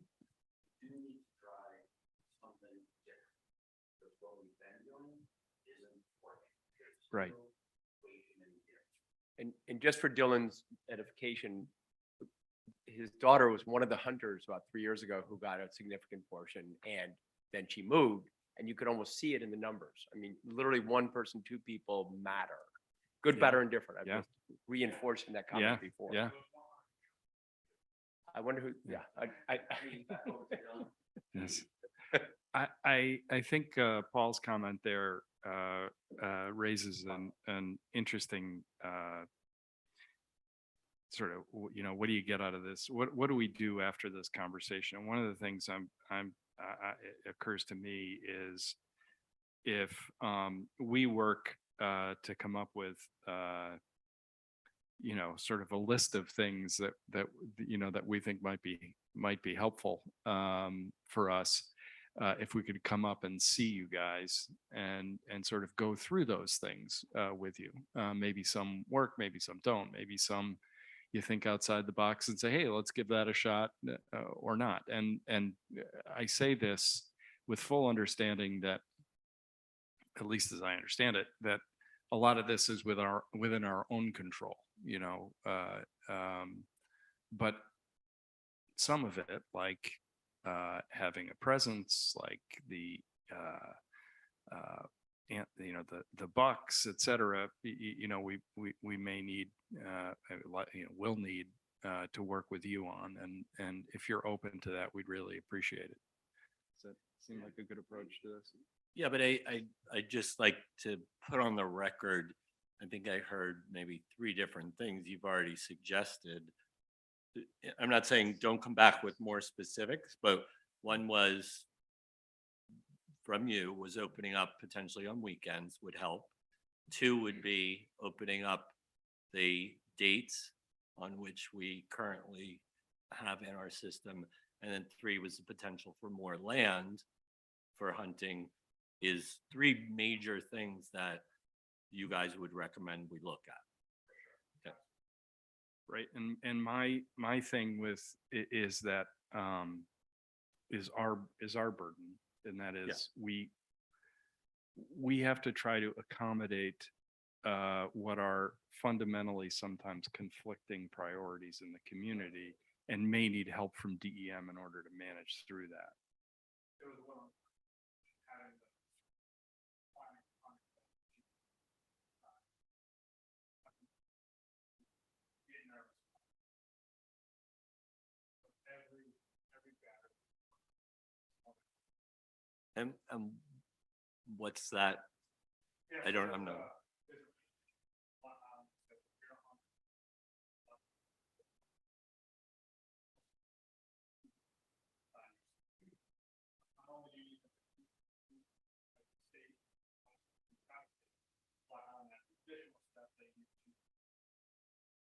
And I'm assuming that's so the town knew who was here hunting? That and also to determine the safety, if there's some safety issues. You see it as an impediment, I got it. It was definitely over safety and knowledge and awareness of the land. That was the intention, but the intention does create a barrier.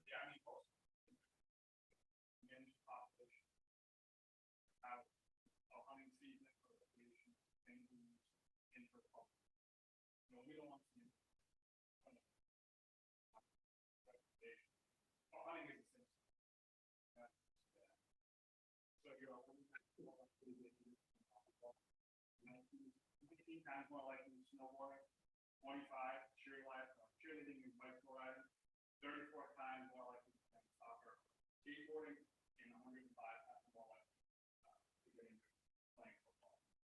So hunting is a very safe sport. And I use sport appropriately. The problem we have, and we've had in the past out here, there's always somebody who has experience with off-island hunters coming over the hill, not knowing somebody's working on a roof. Buckshot comes down on the roof. We've had things like this happen. So that's one of the reasons there are so many controls. I know it seems onerous if you're not from here and you haven't heard these experiences. And I mean, I know I'm very cautious because, 30 years ago, I had somebody shoot a rifle outside my house and I said, that's the end of that. Yeah, and definitely. And luckily, buckshot's really dry. So if they're using it now, they shouldn't be. Yeah. On the forest. Yeah, we don't want to be. We want to have birds, of course.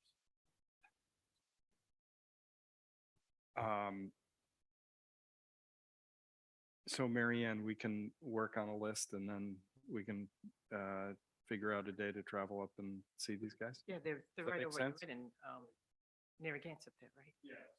Yeah. Are there any public comments about this? Yeah. Guys are welcome if you want to. Sandra, it's good to see you. You have your St. Patrick's Day outfit on today. Sandra Kelly, Mohegan Trail.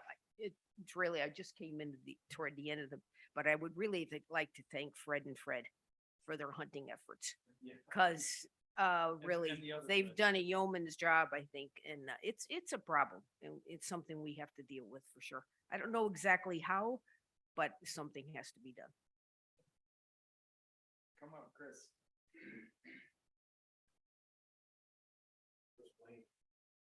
Just like to say one thing, generally speaking, in the Northeast, it's about 80% of the deer are taken on private. That's rough. On Block Island, it's close, 95% of deer are taken on private. So the best we can do is manage the program. And the reason for that is 48% of the property on Block Island. And when I say can't be hunted, I don't mean conservation, land trust, blackout reserve, EMC. These parcels cannot be hunted. There's language in it. These transfer. It's like asking an exterminator to come to the house to there's mice, telling them to go everywhere except the basement. And you'll do a great job. You still get that mice. So the other thing is, you need to remember, private landowners granting permission comes from strings attached. Very few deer take on public land. Add it all up. I've seen enough. Black Rock is the second largest parcel on Block Island. And not a lot of fish a lot of way. Town land can't do it. It is available.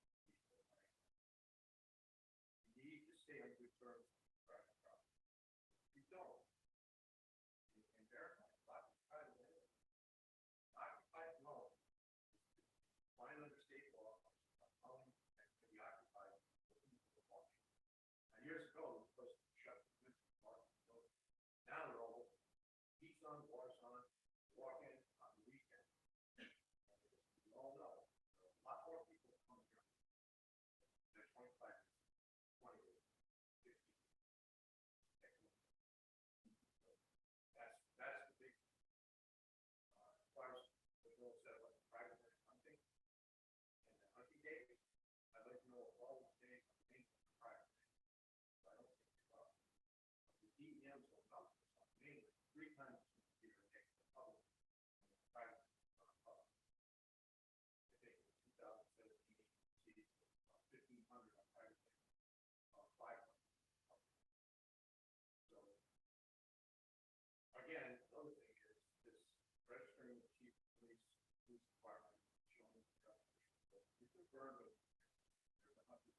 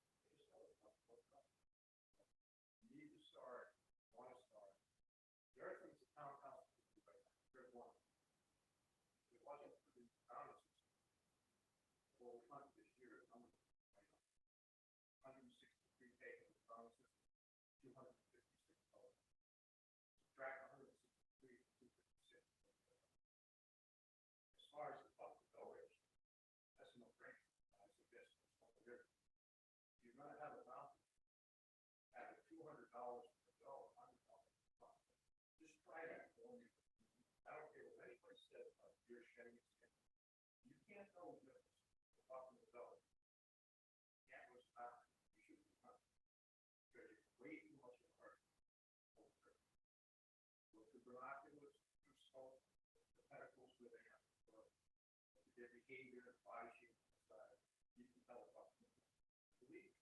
Just try it. Just swap up the bounty. 200 per go, 100 bucks. See that. I don't know. Is the bounty program by resolution or ordinance? Do you know offhand? You guys know? Just a policy? Yeah, okay. Yeah, it's helpful. Yeah. Yeah, that's very helpful. Yeah.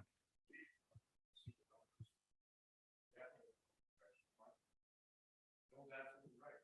Why are you population big? The reason people are not focused on population growth is the biggest factor. Don't tell me about how everything looks great. I've seen the apple in the jar, seen people go out, find a big bug out here. People really work hard to get something.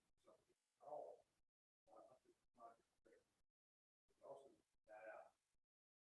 And yeah, there's no enforcement.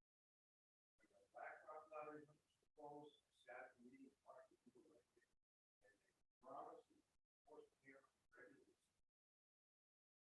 Now we hear the them. This is how it.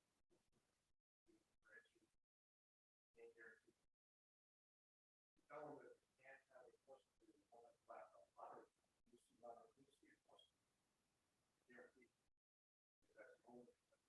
We did. I don't know.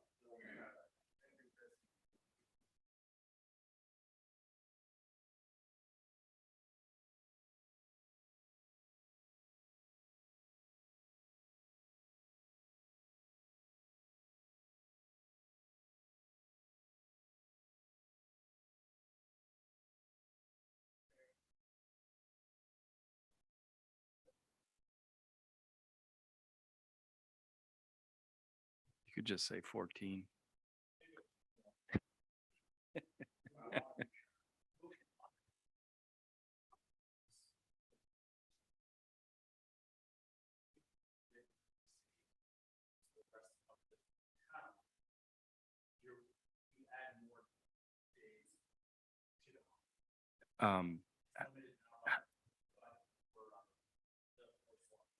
Gotcha.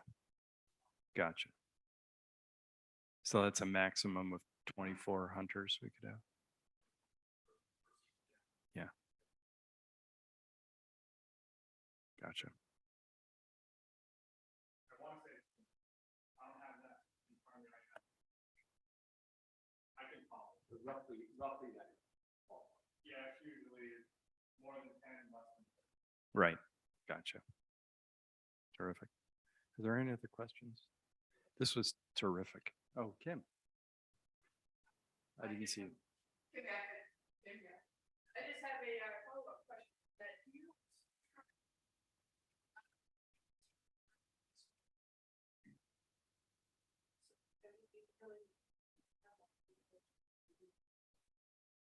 I would be very interested, very limited there.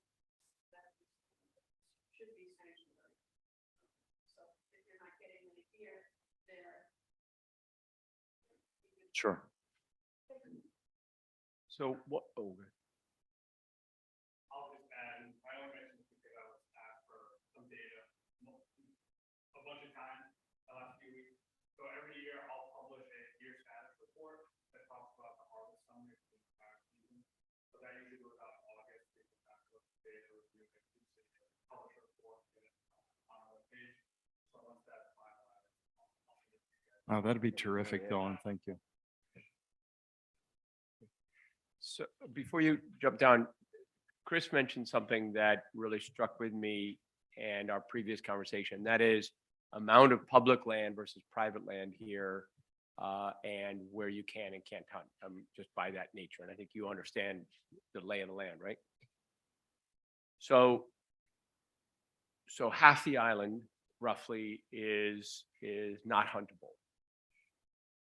Have you, as a state ever, or other states ever, built mechanisms to bring the deer?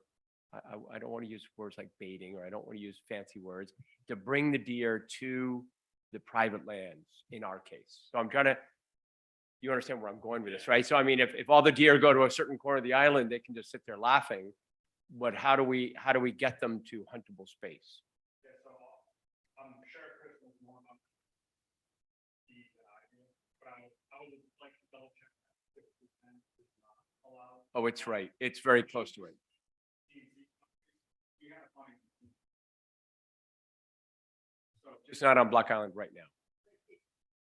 It depends upon how the deed is written. It depends upon how the easement is written. There's also some land in that 50% that probably wouldn't be hunted anyway, like the whole stretch of dunes between Town Beach and Scotch Beach. 'Cause that's Point close being, to- how do we bring them to the huntable areas? very difficult because the government is when you get them there, once they get shot at, they're not. So it's not really, I don't say it's not feasible at all, but within reason, to just make them go.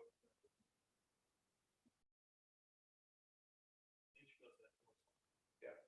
In October, November, here, move a lot more. Move to places where they're not traditionally found, but it's safe. And it will drive them to move into other areas. Gotcha. So that's specifically why we have so much harvest statewide during October and November, is because the weather going on and it's forcing behavior to move more frequently. More deer moving farther distances increases the opportunity for hunting. And that's why we'll see more roadkill than any other one. Because it's the breeding season. They don't care that hunting's going on. So It's that doe buck thing we talked about, right?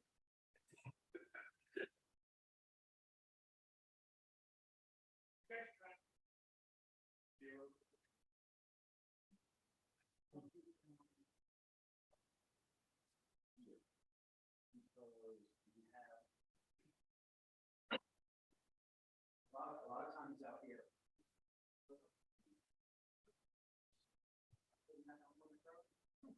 When you get here, you typically go.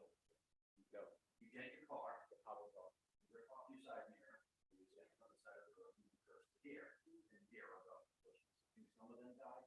Absolutely. But the majority of them, not really. It's not like I'm here, I start on the one.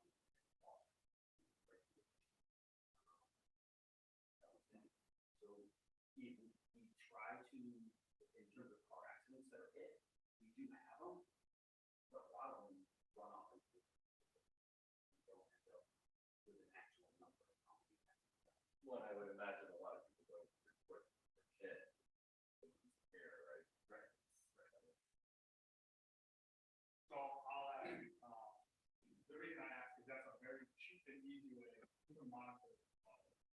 So we monitor the deer population of the state, and that's one of the ways that we are here. So even though the deer don't die, the amount of vehicles with just deer is an indicator of problem. So like some people may say there's too many deer, and some people may not. Well, if your deer population have been the same in the last 20 years, it's very likely the population is the same. I mean, I know there's factors, traffic. But the island's not gonna change that much. Season 25, probably a pretty consistent way of measuring deer population. It's not perfect, but it gives you an index of what it is from year. So if you guys can, and I'd be happy to work with you guys to do that, to monitor that. We do that mainly to go to our enforcement department. Obviously, we talk about enforcement already. We don't get that information for a lot of time. So if you guys can get that moving forward, that'd be something I can use every year. Okay. Sure. Our harvest. Right. Everybody else in here for our deer, this thing. Okay, we probably have more. Right. So it's just something. Right. It'd be helpful. Right. Chris? One more quick thing. Yeah. Information, that's in the. Check station on Block Island is helpful tremendously. Okay. But, your task force, if you report it, figure out how to. Okay. Why the deer hunt. The self-report is okay. The other thing is a survey of the number of deer. So this is according to email information. The last time the aerial survey was done, 2016, 2017, estimating 630 deer. That was in March. After winter. The only hitch to, not insulting anyone, the only hitch to their surveys is that generally speaking, they have correction factor of 1 that's used on lot nine. What that means is, every year they see that they did not see. Correction factor, 2.1, 0.2, 0.25, 0.50. Correction factor 1, I've talked with people, they've never heard of correction factor. Aerial survey right now, would be good, because we haven't started reading up yet. Get kind of an idea, a lot of them, Black Rock is all, all out, those thickens, tremendous amount. Very hard for time, with that much more. This is really tough.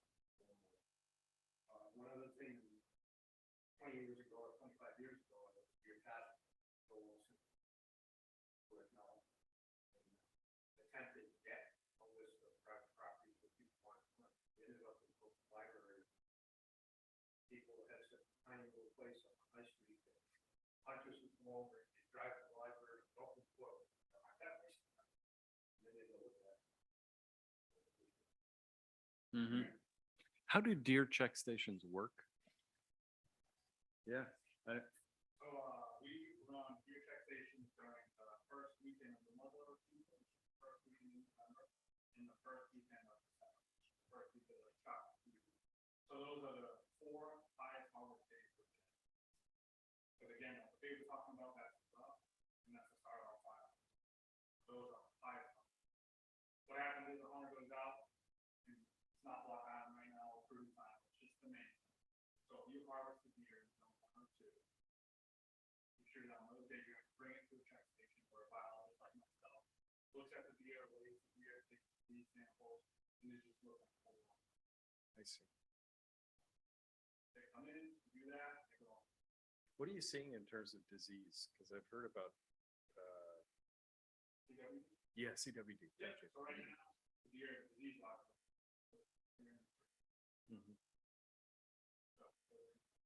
You mean in general or? In general. So every so often we'll have a hunter bring in head, so the way we want CWD is by collecting lymph nodes.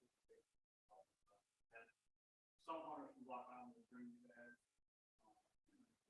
But we've brought in head in the past, we haven't 100% sampling here, we probably sampled here. On average, we're sampling about 10%, which is really high. So that would be if, for example, we were to choose a weekend to allow hunting, let's just sort of suspend our disbelief for a moment. Would you, we could approach DEM perhaps about having a deer check station on the island? Oh. No, let's see. Was Dave smiling or frowning? It's hard to tell with that beard. That's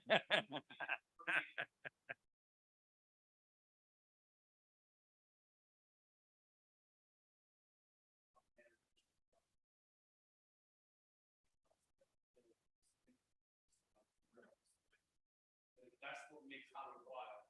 Yes, like sitting around all day, checking 4 deer is not really boring. Right. We consider a check station like 40 deer. Yes. Yeah. That's what we understand. But I would think that if we were going to try this.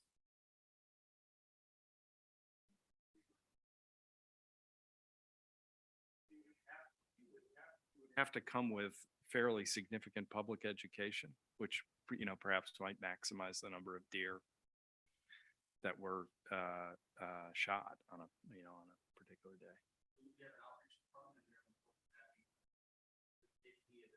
Great, terrific. So this has been, as you can tell from my questions, this is not an area of any expertise for me. So this has been really terrific and very, very helpful. As I said, we'd like to perhaps later this spring, maybe during the summertime, whatever works for you, sort of come with a list of things and continue this conversation, if that's okay with you guys. Yeah, and just so you may be aware of some of the way our solution basically right now, for the upcoming season, so we were in. Right, okay. Okay. Yeah. All right, beautiful. Thank you, guys. Really appreciate it. That was great. I think it's the most positive discussion we've had in a while. All right. You guys have it right back? Or you want? Yep. We got it. Thank you.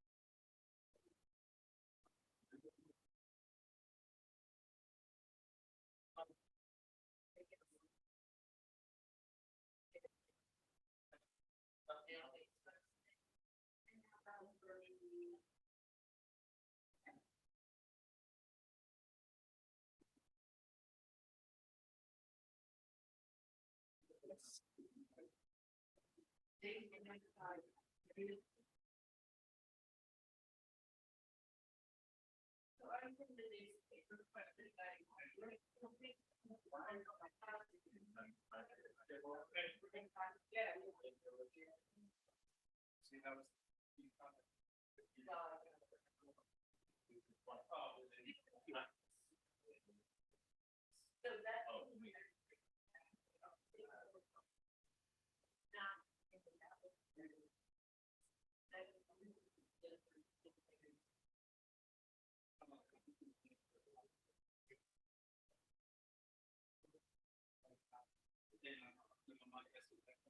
We're only gonna.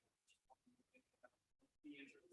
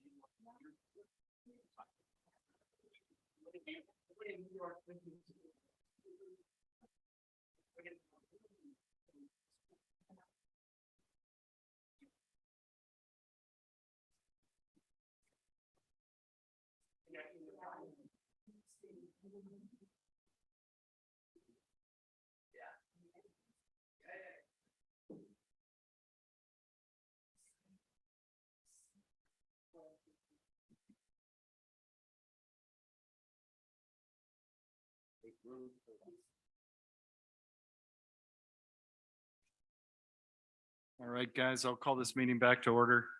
Uh, Oh, Millie is here. All of a sudden thought Millie wasn't here. This is to discuss proposed amendment that Chris has, that Chris proposed to planning. I just want to raise something apropos of this conversation, and it's totally external to us. We're in an environment for the next 90 to 120 days, maybe, where you have the Speaker of the House who's prepared to lay down across the train tracks appears to be ready to lay down across the train tracks around a total revamp of the state statutes governing ADUs. So if it's okay with you, Chris, as the proposer, this is a real,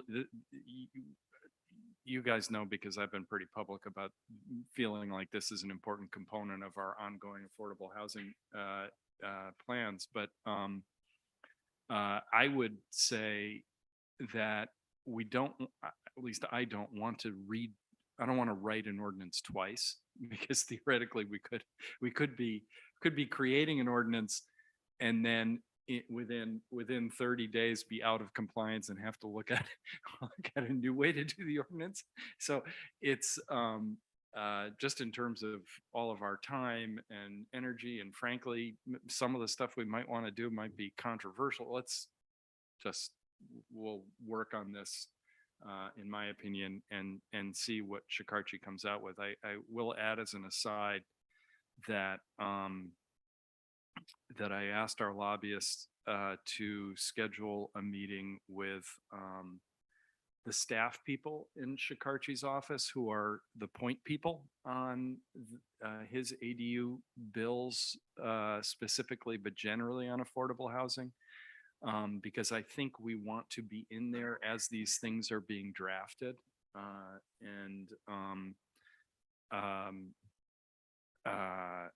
You know, when we get that set up, I think it would, I'll probably reach out to, you, Cindy, Gail, Chris, et al., just to sort of make sure that we're all aware of the lay of the land, and maybe some of you can join us at that meeting.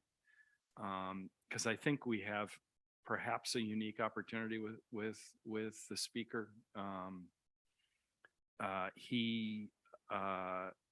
A lot of what he's doing is in anticipation of towns not being supportive. And here we have a town that is actually very open to a lot of affordable housing ideas. And I think that can provide us with a substantial strategic advantage with the Speaker as we work on these things. And frankly, there still is an awful lot of money out there. And I think being a part of helping to create the programs is better than trying to chase the money afterward and seeing where we fit. So anyway, sorry for that bit of introduction and digression, but I just wanted to give you a sense of at least what I was thinking on this. That we should, in my opinion, continue this conversation. We've got to pick a policy direction. As I was just saying to Cindy, we parallel direction, parallels are fine, but we have the work that the Affordable Housing Board has done over the decades. We have this new rental project. We have the Thomas property, which falls into a different bucket, which is kind of sort of town owned, if you will, town employee. And then you have this, I'm really trying to discipline myself away from always calling it 513. We have this accessory dwelling unit bucket, if you will. And that's what Chris has focused on. So anyway, I don't know how you want to start. Chris, you want to walk through your proposal, or? I'm sorry, we had two meetings before this that didn't lend themselves to sitting around a table. So I hate this setup, but we're just going to have to bear with it. Live with it. I know, exactly.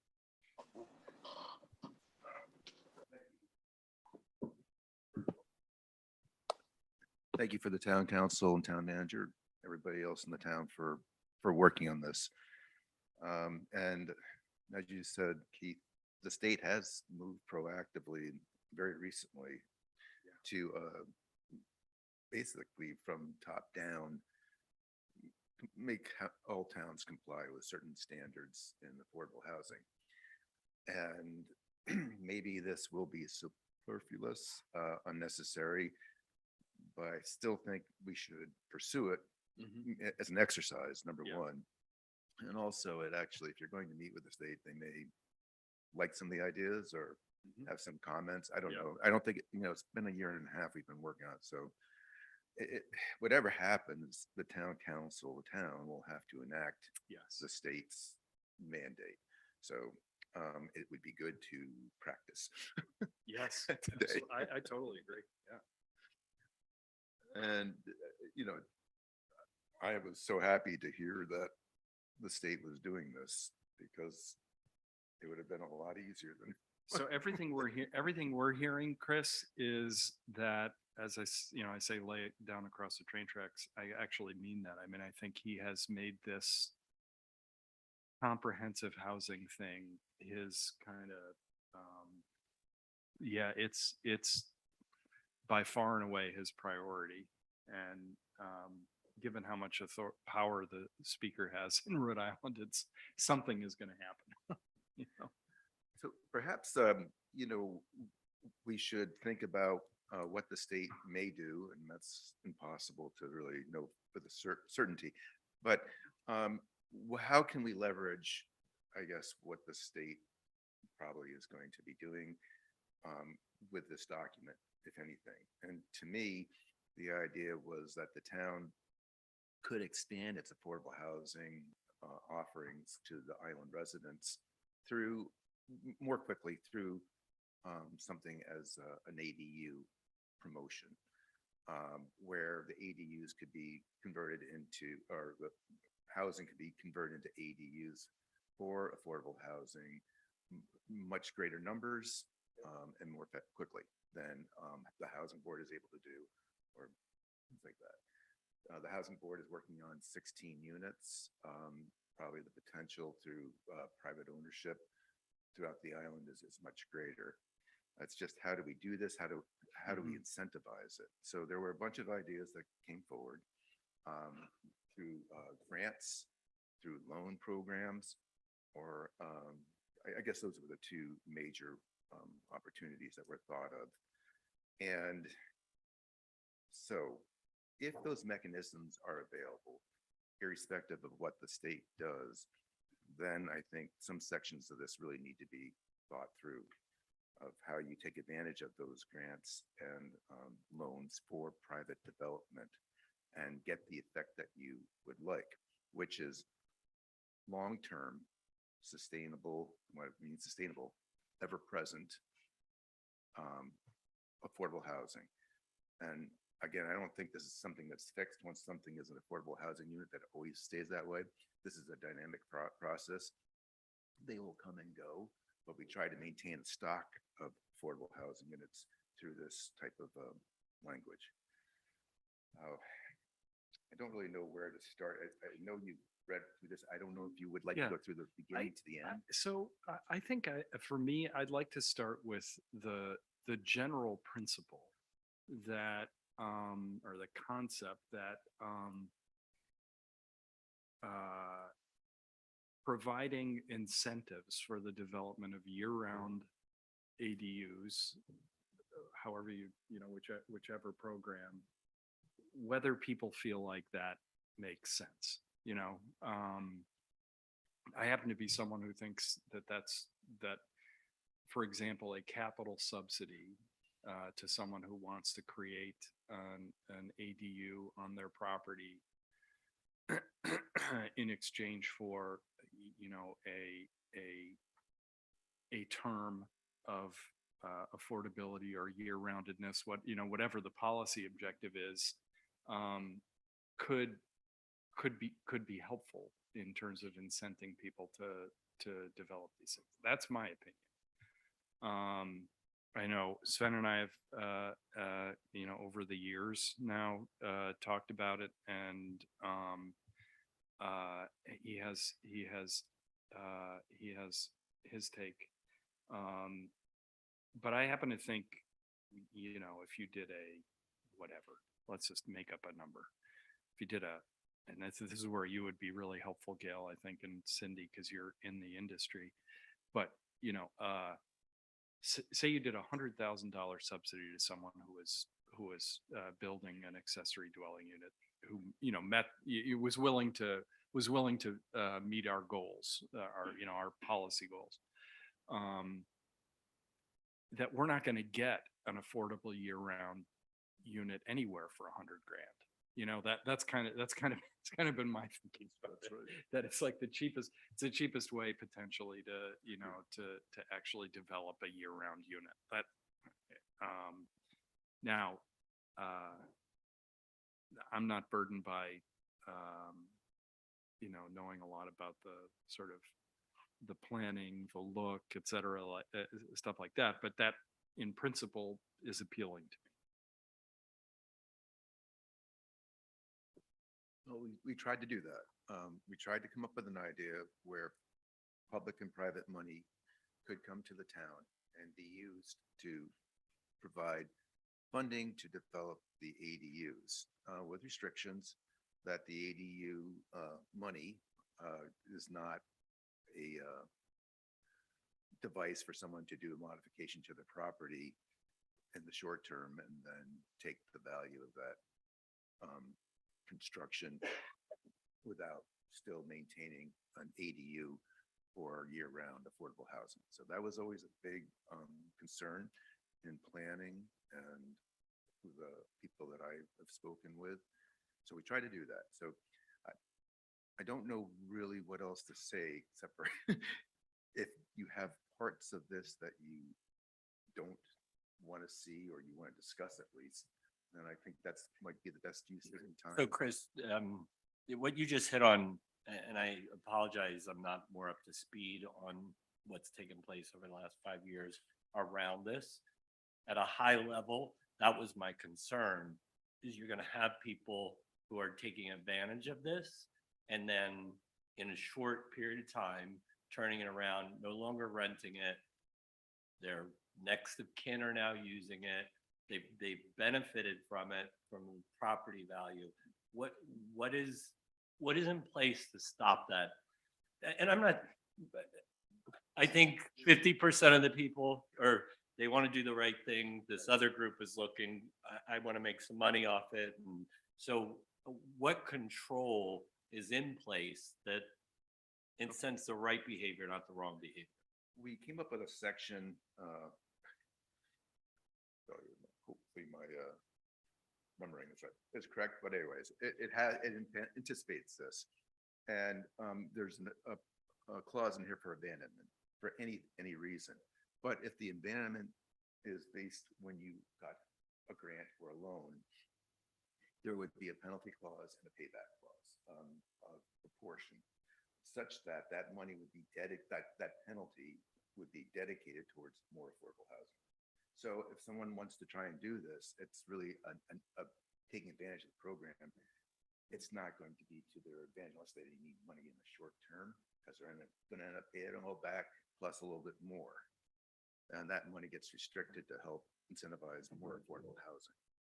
So I call it the clawback provision, and like we do in a lot of energy contracts. So I don't know if that's familiar to you folks, but you would get the money back. And yeah, thank you. So that was the method that came up with for trying to deal with that situation. You want to go? I just had a question for Cindy and Gail. Maybe it's premature, but one of the questions I have, because I'm not in the business, is, like, what is a number that matters to people? If you were, I don't know how much these things it would cost. Like, is it $50,000? Is it $100,000? Or are they so expensive to build that those aren't numbers that matter to people? You guys have any sense of that? Jump in a little bit, just to that point. Sure. Cindy and Gail. So Laura and I looked at doing it, forget the numbers for a minute, an ADU that would be not attached to our house.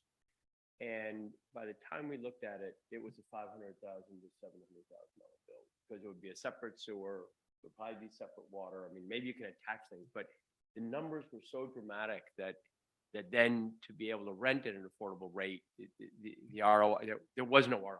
It was a silly, you just walked away from many calculations. And so that was a reference point, and we looked at it pretty detailed. But it was a separate house, so the numbers are big. What if you remove the taxes on that? That was one of the proposals Sure. here, that, okay, so you're not paying, that is money that's coming back to you in some way. What if you were to receive a loan or an interest-free loan or grant? I mean, I'm not trying to. Yeah. Would that have made a significant difference, you think? Because Well, I do look. you didn't have that information available to you. Very unpopular, but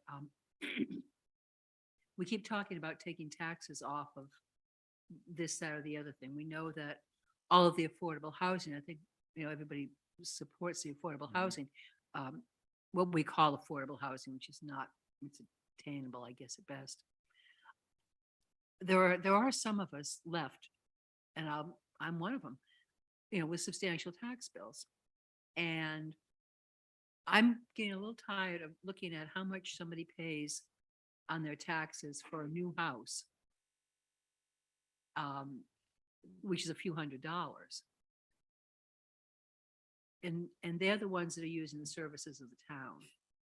And I think we can't go, we're creating we're possibly creating a situation where nobody has real ownership, where I think you're going to fill as many houses as you have. I don't think that's ever going to be an issue.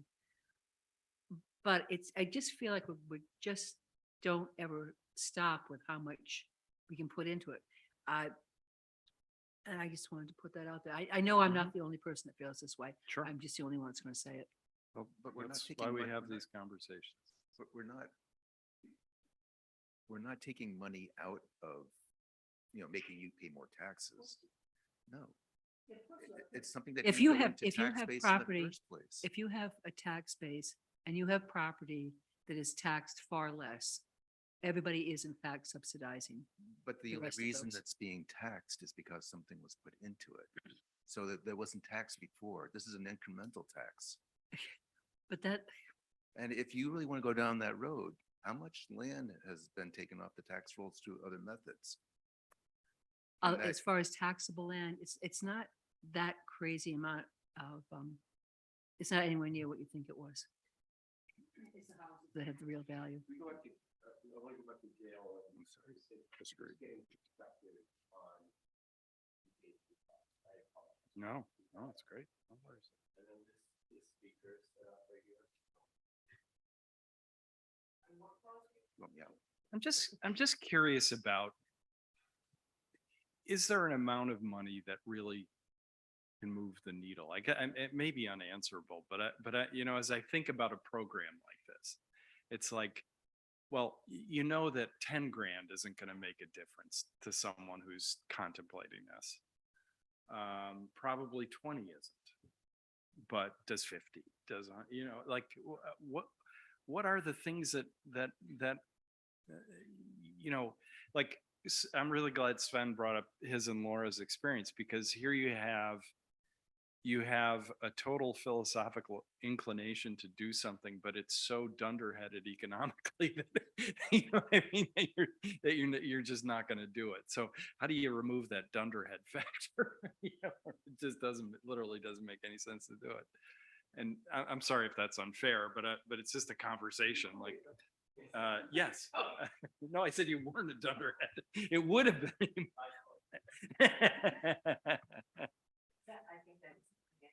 Yeah.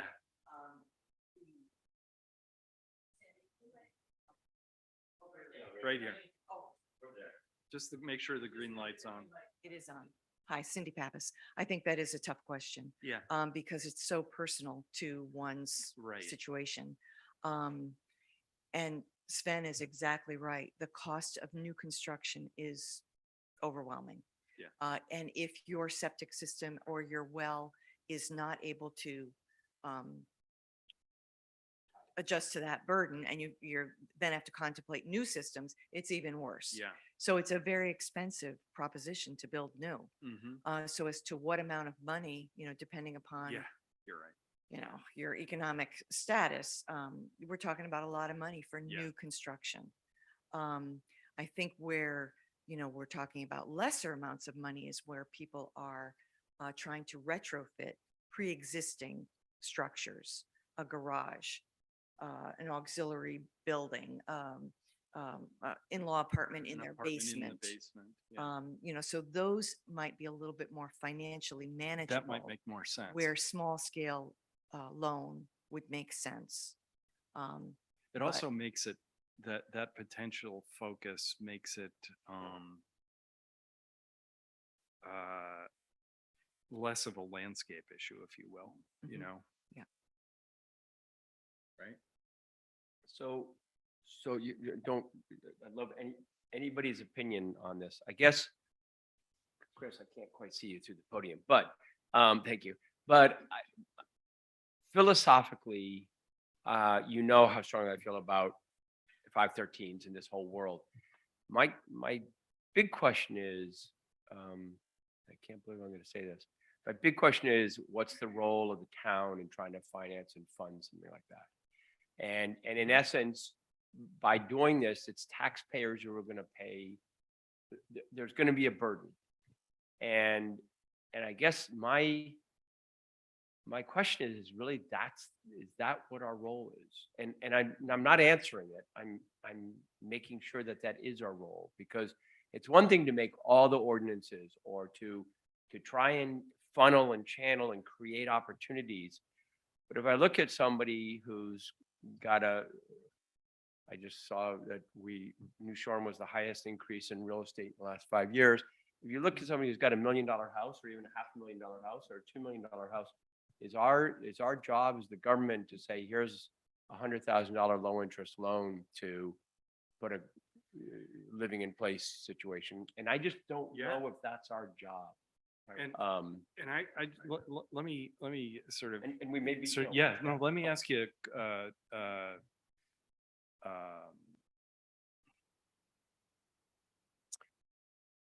is that town role? So let's just say, in a fantasy world, the state decided to make available $100 million for the development of accessory apartments, and they said, Block Island, you get $2 million to help deliver these things. Does that change not good or bad, but does that change your feeling about it? If it's, if it's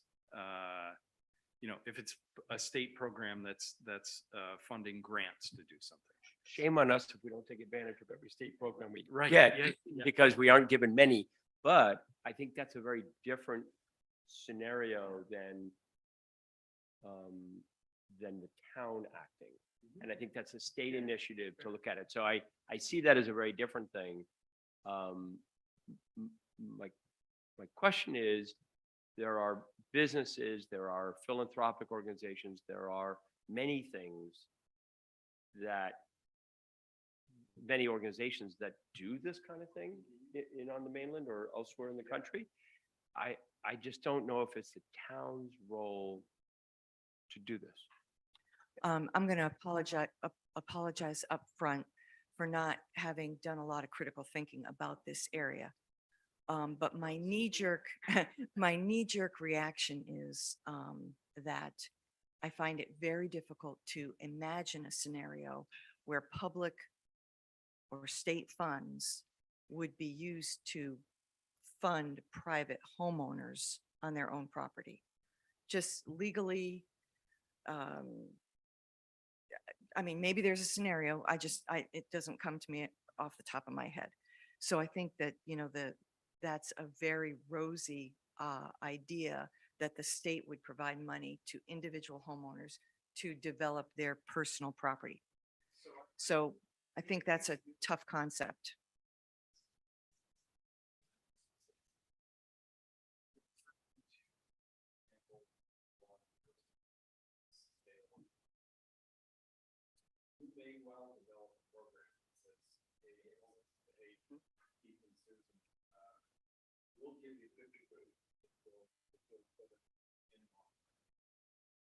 Yeah.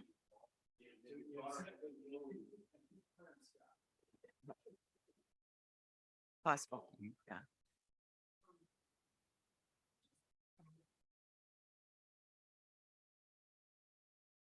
Hi, Gail Hall. I just quickly ran numbers as far as the tax portion of this conversation. I looked at a property that has an accessory structure on their property already, and it's valued at $186,000. So it's probably taxed at roughly $1,300 a year. And so that's a savings of $110 a month for a homeowner. And given, I don't know if I did this math correctly, but just thinking if someone made $33,000 a year a tenant and could then only pay $907, that's $1,100 going to a property owner, which I think is a good amount of money for a rental for an accessory structure. But my mind's going a million different directions. As far as the cost to create them, yeah, what is that? It depends on the time and the size and the detail and the finish. I think you can possibly do them in an accessory smaller scale building for 250,000, maybe 3, depending on the septic, the well. As far as getting funds for the projects, grant money is possibly the answer. I think you're absolutely right. I can't imagine how the state is going to fund a private property owner. I think the incentive for, that's a whole nother situation. As far as Neil's concern with changing the use, at least if we follow the guidelines, if this 519 follows the guidelines of ADUs, then you can't convert them for rentals for anything else anyway. I researched that myself because I, for one, thought people would convert their ADUs into nightly rentals, and you can't. You cannot rent an accessory structure the way our ordinances are written today, so we don't have to worry about that. Private use is private use, and that's another, that would just be personal preference of a homeowner. So I do think that having the 519 on our records is just another possible scenario for someone to dive into. It can't hurt to have it. It's how it's structured. I think you're right, right at once. I mean, there's always avenues, or there's always going to be ways that we think that we could have done better, and you can add as you go, but having it a good concrete format is important. So I think what Chris has started is definitely something we should work Yeah. on and continue. As far as the granting, what I think one of the most important parts of this whole document is who's going to manage the whole process Yes. and the use and the policing and the, Yep. but, and I hate to throw this So true. at the Affordable Housing Board, but I've been a proponent of having the Housing Board manage this in all aspects. Mhm. Maybe not policing, but at least in the documentation, the reviewing of records annually to make sure people are still complying. All those details. And then I think we briefly discussed this at a meeting as to whether then does the Affordable Housing Board, do we put it in the budget to hire somebody who works? Right, you on got to it staff them, as a right, staff yeah, member right. to manage this Yes. process. I think that's an important aspect of I it agree.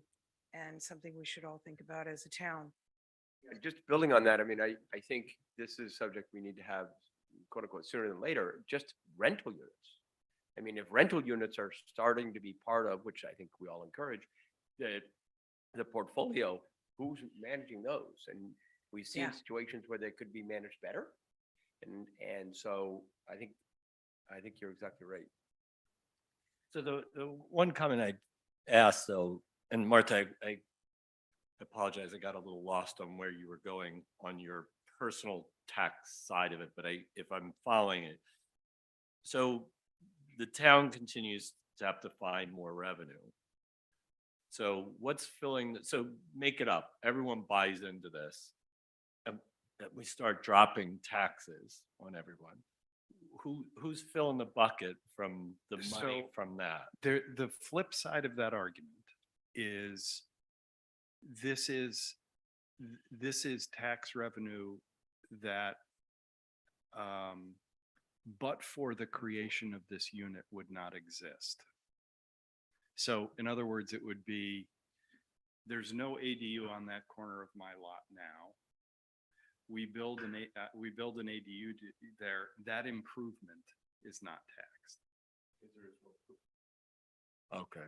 Okay, does that? So it's Now- not now, lowering, you're what- not getting a one of the things- credit. But Martha was Right. also, I don't want to speak for you, but one of the things that Martha was making a point that you do have to contemplate is, well, if you have that, but someone moves in and has two kids who are in the school, then, Right. you know, and then- clearly there are costs associated with it. It's just a question of what your tolerance is for that. I don't Well, mean tolerance. Okay, so it's, I don't so mean it's not a, tolerance for school children. it's not a credit then. It's not a credit, it's you're just not taxed on Well, that increase in value of your That property. was the way I envisioned it. I'm not sure it's the way that. Unless it's a structure that's already existing, right? Because Right. then it gets Right. taken off the tax Then it roll. gets That taken makes- off that the makes tax. And say you have Right, 10 but- of them at, $1,300, that's Right. not too much money to be distributed amongst the other taxpayers. Right. And it's Um, because of the improvement that the taxes would have gone up. So again, I think it's kind of the same thing. It's incremental, but for that improvement, that tax money revenue would not have been imposed. So. Mhm. Yeah. And there's also, I don't know if you guys are familiar with as far as getting some of these built, and it doesn't have to go hand in hand with 519, but Robinville and a few others are starting this Block Island Housing Initiative. Yes, yes. And people can apply, once it's established, people will be able to apply for a $50,000 grant. And Yes. then they would also, same kind of thing, it's as long as it's used as a 513, they can keep that grant money towards that building and it'll, it has to, the money goes towards the building of the building, not just to the property owner. And then if they decide that they're going to sell their house or no longer rent, then they have to pay that back. But it's just another incentive for people to be able to possibly put towards the septic and the well if Right. they have to Yeah. do those kinds of improvements. Yeah, it's But interesting, the first. Every time- little bit helps. The sort first of. time I was thinking about it, I was actually thinking about it being a grant for the utility portion of this, Mhm. sort of septic well, whatever. Yeah. They're still fine tuning all their details, Yeah. but that is Yeah. They've already established their 501c3, so Yes. they're working their way through their Yeah. process. It's very exciting what they're doing. Can I answer some of Yes, and then Cindy. you had asked the fundamental question, Sven, is it the town's role? And I'm going to speak as a taxpayer. Yes, it is the town's role.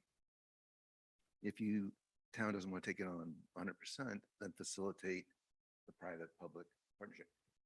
We've been talking about trying to fund people or a person to oversee enforcement, to oversee coordination. I provided to you several ways of funding that position.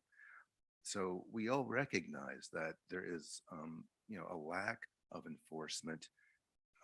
And yes, it is the town's responsibility. We in this town see the consequences of affordable housing or lack thereof every day. Yeah. So, and look where we've gotten.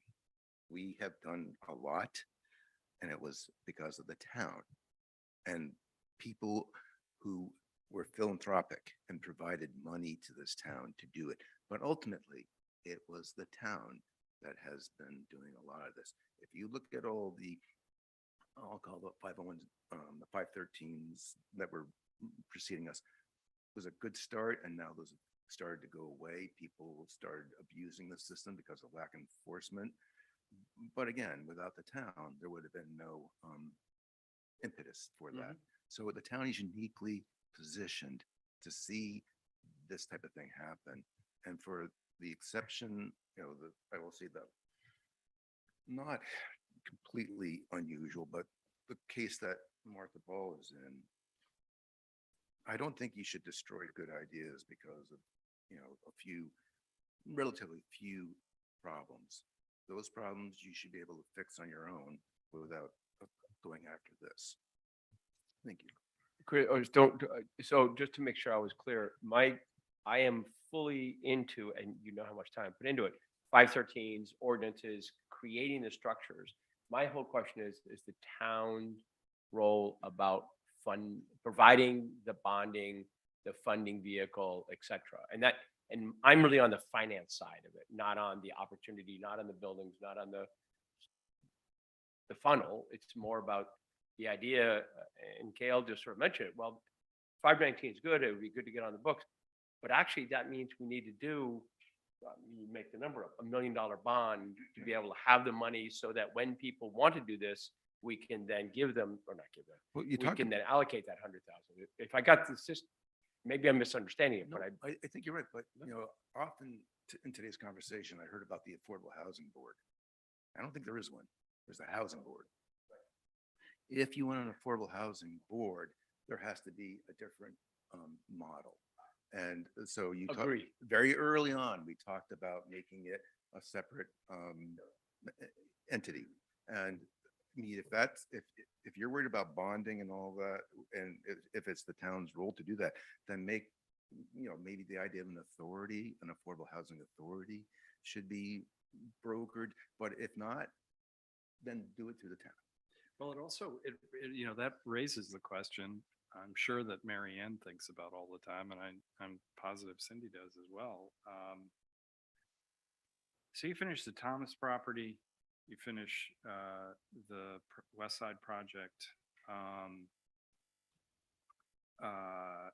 You look at all the other rentals that the town has people in where we're collecting rent. And suddenly, like, we have a lot of rent. We have a lot of rental units that we need to sort of make sure we're maintaining, and the rules are being followed, and the rent's being collected, and the grounds are being taken care of. Do you agree? Cindy and I have had this Oh conversation. yeah, sure. And I'm of the opinion that at some point we would probably hire a property manager. Yeah. I don't see this being a town employee for the simple fact, and Cindy and I went back and forth on this.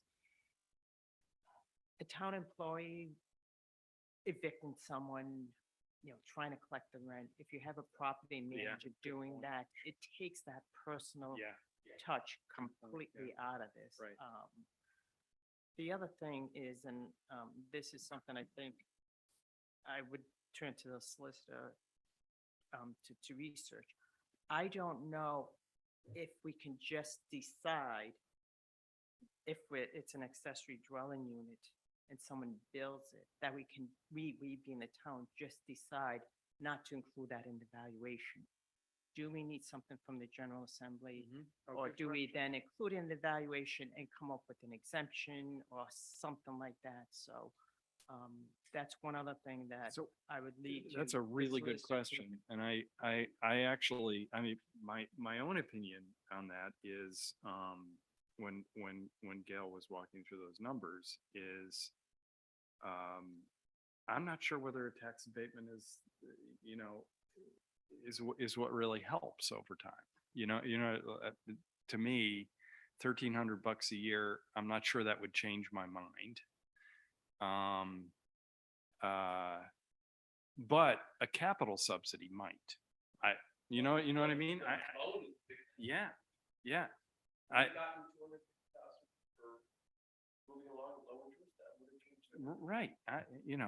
I'm just. Yeah, I know. You're not kidding. Well, we've been here, basically not on this specific ordinance, but on this concept of affordable housing for, a year and a half, I'll say, actually almost 2 years now. A lot of the questions I heard today were raised over time, and we're not getting answers to them. So, we're just going to keep going like Groundhog Day over and over the same thing. I can be in 2 months, 3 months, we'll ask the same questions. Can we have a to-do list to answer the questions that were raised today? Can we make exemptions on property tax? Who finds that out? Get the answer back within, I don't know how many, whatever time you say. But similar questions like that, again, have been outstanding and doesn't seem any progress has gone on them. And so we keep asking the same questions over and over. We need to get the answers. So can we Let's come up with a list of them. Okay, yeah, come up with a list of questions. Yep. No, that's, I will say, I'm sorry to have to say this, but in our defense, we are actually having this meeting, and we had one with planning, I mean, we're at least it's a priority for me. So I'm, First thing I said was thank you. I know. And I do mean But, I think the idea of having a list of questions and coming back and having to provide answers to them, to the extent that they're answerable, makes a lot of sense. Yeah. First being, can we offer such a tax abatement? Number 2, what are the best 3 ways to fund enforcement? Yep. I've heard that a lot. Yep. My question is, from a debt load town government point of view, and I'll throw this to Amy and Marianne, what's even in our wheelhouse to be able to, What do we have the capacity? yeah, what to do we have the capacity to do? And I'm sort of going on the idea of, let's just pretend it's 4 million. What will that do to our bonding and ratings? And by the way, 4 million based on rough math is 9 potential ADUs. That was 400,000 for ADU. Cindy raised a really interesting one, and an important one, which is, what are the rules around the town actually essentially cutting someone a check for building something? Because there are probably tax implications potentially, and Just Right. to step back big picture, an ordinance such as this, or what she is proposing for the state. Just the big picture, an ordinance such as Chris is presenting, or that is perhaps happening upstate, that in itself is a huge incentive to a homeowner.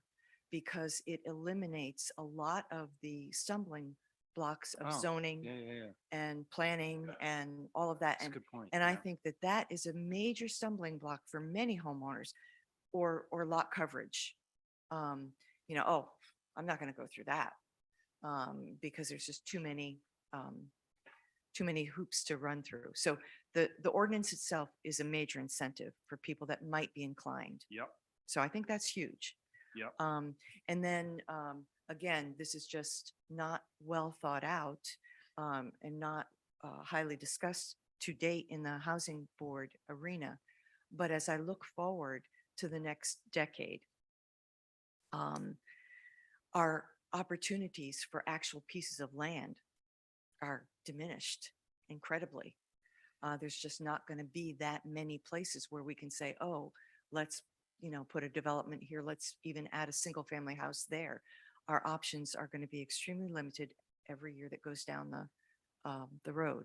So, so the housing board in its current state will still be generating an annual income per year, which could be, we haven't decided, how that's going to be utilized, but that is a significant funding stream that could play into some of these ideas Mhm. of whether we're talking about grants, low interest loans, Yeah, et cetera. right. So you Yeah. have, it's not a huge stream, No, but but it it's a incre- stream. it increases every year. And it could be, I foresee again, 5 years, 10 years, the role of the housing board will be changing just because of the nature of Yeah. our opportunities. It's a really, So we need to be thinking ahead and getting good ideas on what the future holds for the housing board. one of the things that has struck me recently, this is a little bit, it is affordable, it is about affordable housing, but a little bit off of Chris's proposal, and that is seeing some fairly substantial projects happen on non-conforming lots. You notice this? I think particularly over on Payne Road, for example, beautiful places, by the way, but and I'm wondering whether we have a catalog of those non-conforming lots, because I wonder whether they, offer an opportunity to, where the owner is unlikely to ever develop them, but, and may be willing to kick them into some kind of a, land bank for affordable housing. Yeah.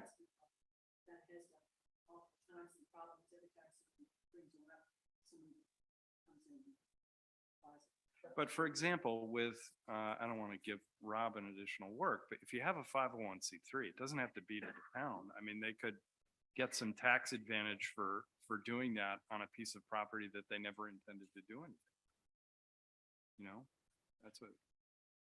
That's a new wrinkle is, although the housing board is a 501c3 too. One of the things, and it's not a question, Keith, but I wonder if it's a next step. And that is for, not you, but you and Rick to, and maybe soon meet with Sikorsky staff to show them what we're working on. Or maybe that's what you were saying before. Okay, but I'm just thinking about like, sort of, maybe it's not a good idea, but it's the whole idea of just. I hope it's a good idea because I'm doing it. Well, I'm just thinking more about how do they do this? I have another idea that I'd like to put forth for consideration. It was based on some work that Jen Brady Brown did. And others have brought forth information, similar concept where there's basically a type approved structure. And I don't think it should be one. There's plenty of designs down East Main, Nantucket, actually in Colorado, I would say up to 4 type approved designs. These would be on a very small scale of housing that the town would expedite the permitting on. So like, because they've already been approved in So theory. the designs that get approved for a fast track treatment. Right. In the initial symposium that we have at the school, we showed a bunch of designs from AARP. They were really amazing stuff. And since then, Yeah, I've I seen, remember that. Yeah. I've seen more and more. The town Yeah. has at least 2 copies of that book. Yeah. Anyways, if people could say, here's our 4 different kind that have been type approved by the town. Yeah. And then we expedite the permitting of these, and they flow into your property idea you Yeah. just mentioned. Yeah. We don't, that would make the cost be lower for construction, Mhm. faster. And we're looking at right size, I'll call it right size housing, for 2 people or and the pet. Yeah. That kind of thing. Yeah. All right. That- So that here are would the be my tip questions I idea. have so far. Can we offer such a tax abatement as a, bright line question? What are the best 3 ways to fund enforcement? What do we have the financial capacity to do? What are the implications / ability of the town to pay a property owner to build something? Can we have a design approved for fast track regulatory treatment? I'm sure I've forgotten something. No, on that one, and the last one, Yeah. not just design, but process. Because it is an onerous task if you want to try and go through for special use and many of those hurdles are there for a purpose. But look, I'm trying to get an apartment for this couple. I gotta go to 12 meetings. It's 13 interesting, actually, you guys, have Gail and Claire have seen this a lot. The amount of resources that people commit to these applications is pretty extraordinary. Because sometimes half the room is filled with, the applicant's experts on Yeah, this stuff, lawyers. .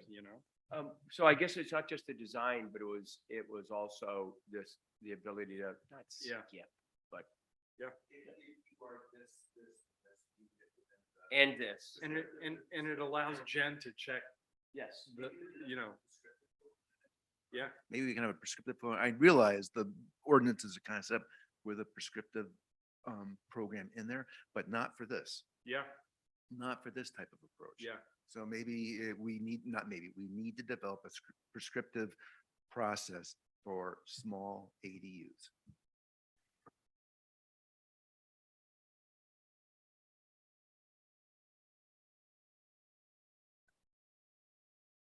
One other question, which maybe out of our swim lane.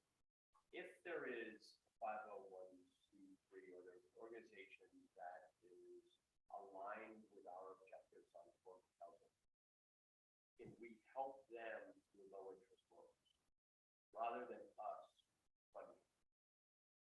Would I know it's a vehicle. Would you mind starting that again? Because I Yeah. was typing out that Sorry, question. so if there is a 501c3, so if Robin's saying, or, if there is, in essence, if there's a philanthropic organization, is there a way, rather than us offering 519 units written, we help that organization through bonding, or in essence, have a vehicle to fund them?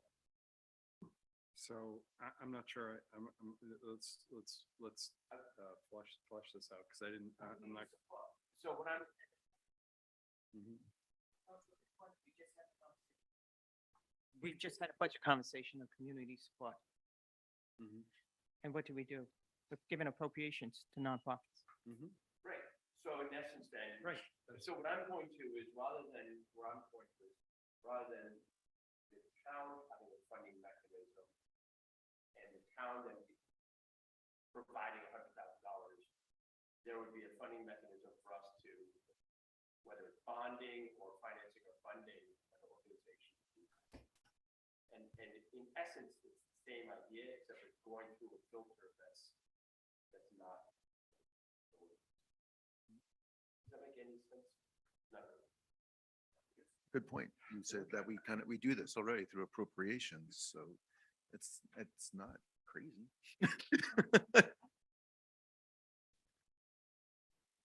Is this for my list or is No, this- it's not for your list. I don't think yet. Yeah. And this has been talked about for a long time, but do we really have concrete evidence of people being willing to participate in this?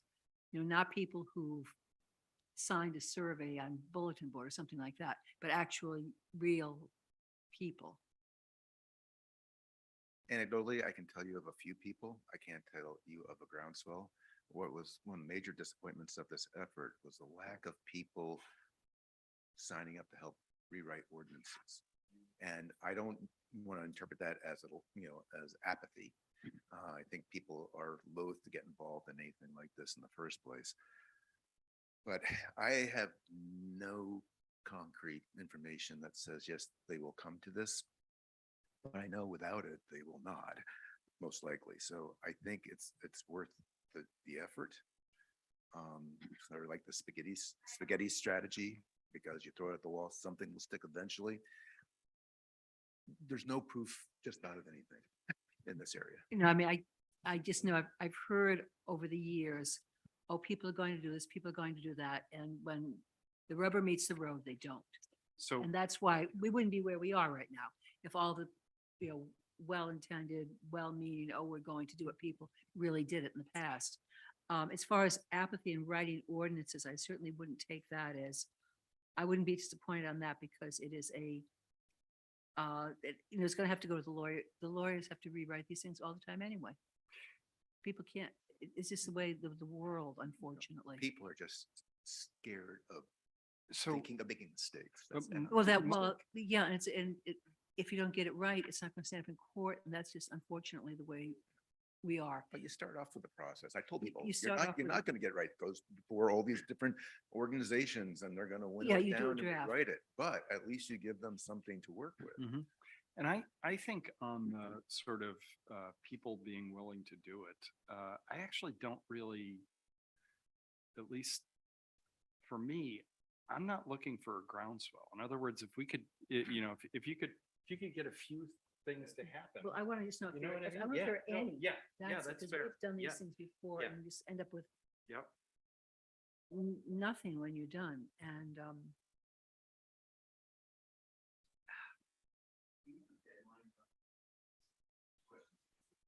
Uh, 4:15 would be good. I would say, some of them let's, are hard. we have this scheduled for public hearing, third, to open the public hearing, what's on Monday? On Monday. So I would say, sometime,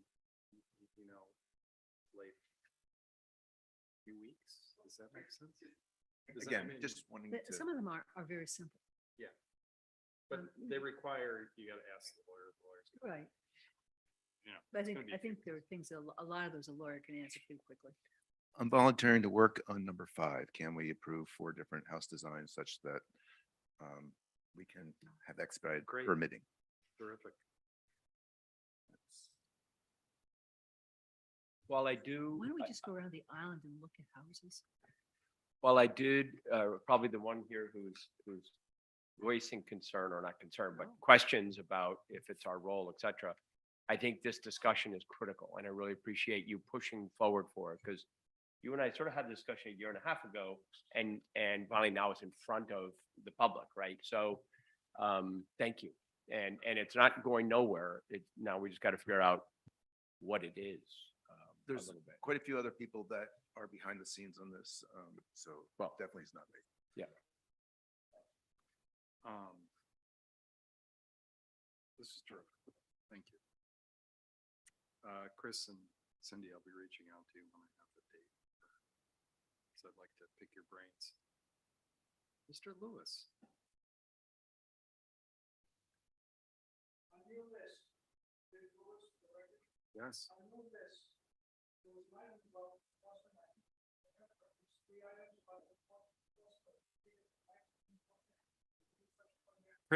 Chris suggested that we come up with 3 different ways to fund enforcement. Yes.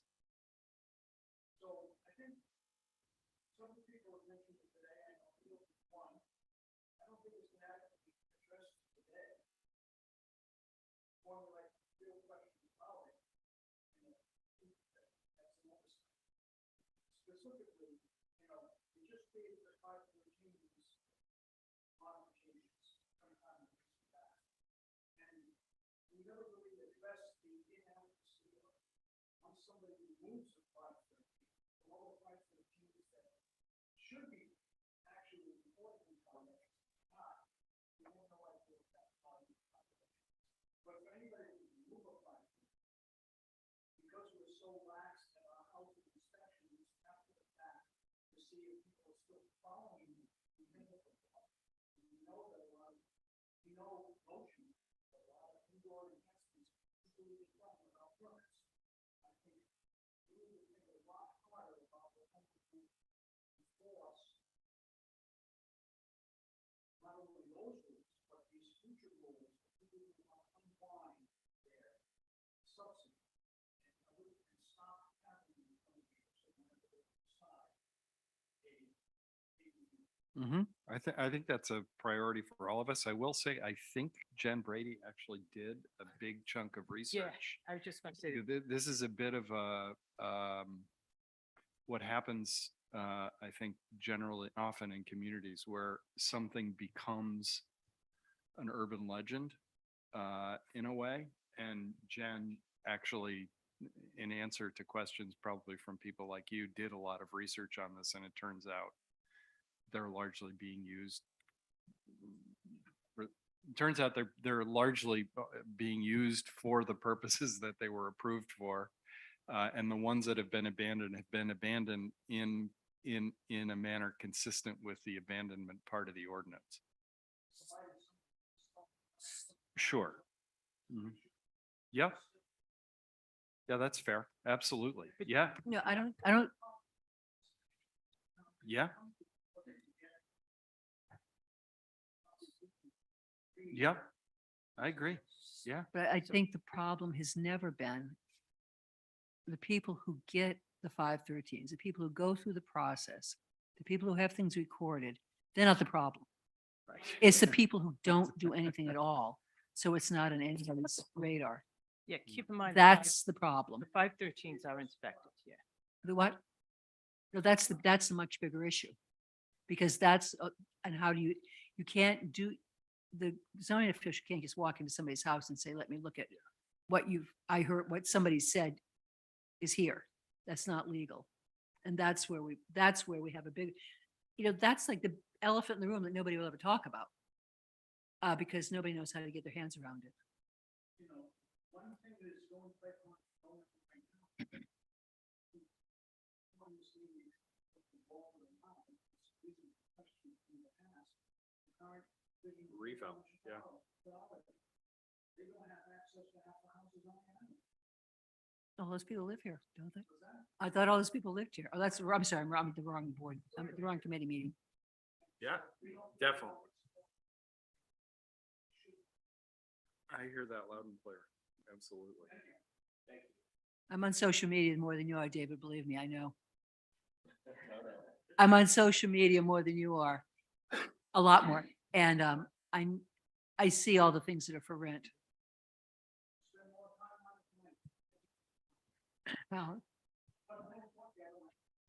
Well, there's a lot, but there's a lot of stuff you find out.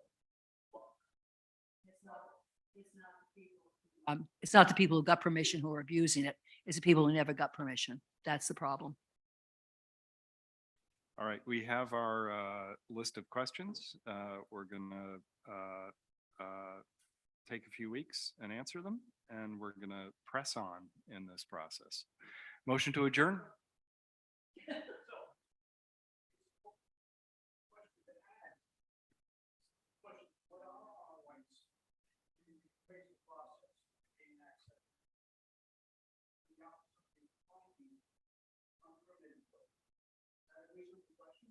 Yeah.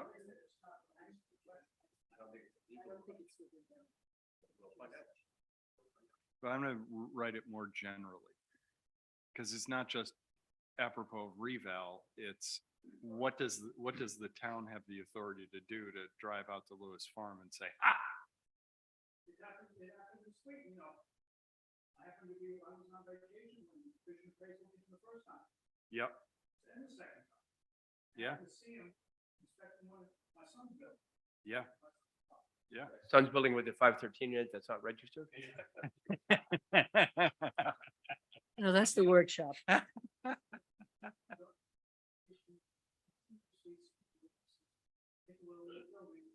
since 1969, when my uncle drove it down there on telephone poles, and he and I built a pole for the septic system. But more importantly, it's gone through, my uncle owned it, my brother owned it, my wife and I operated it for my brother, and we owned it for 16 years. And we paid every tax that was appropriate to what we paid, plus we followed all the rules. Thank you. But you know the problem, David. So moved. All those in favor of adjournment? Say aye. We are adjourned. Thank you, guys.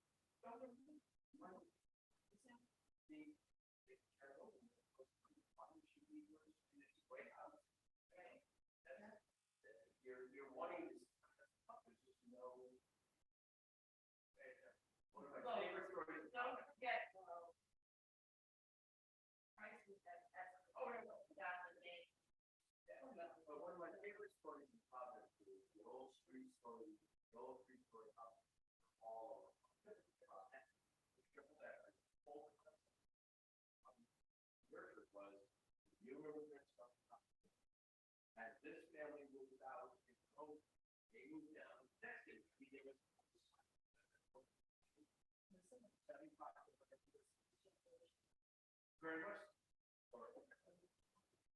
We have this site in here.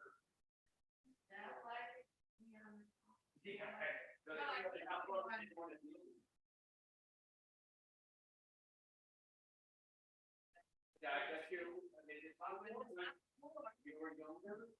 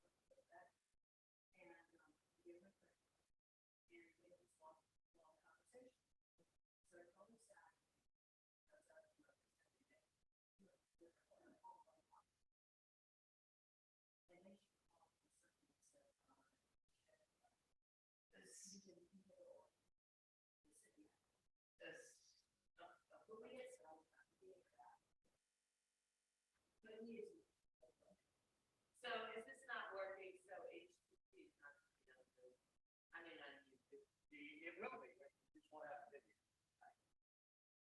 Well, I'm not saying, I haven't been able to reboot it all day. I'm gonna use it. I have a 3 hour period to get it. so we need to call 3 hours. What's it by? 89. An hour and a half. I just texted the guy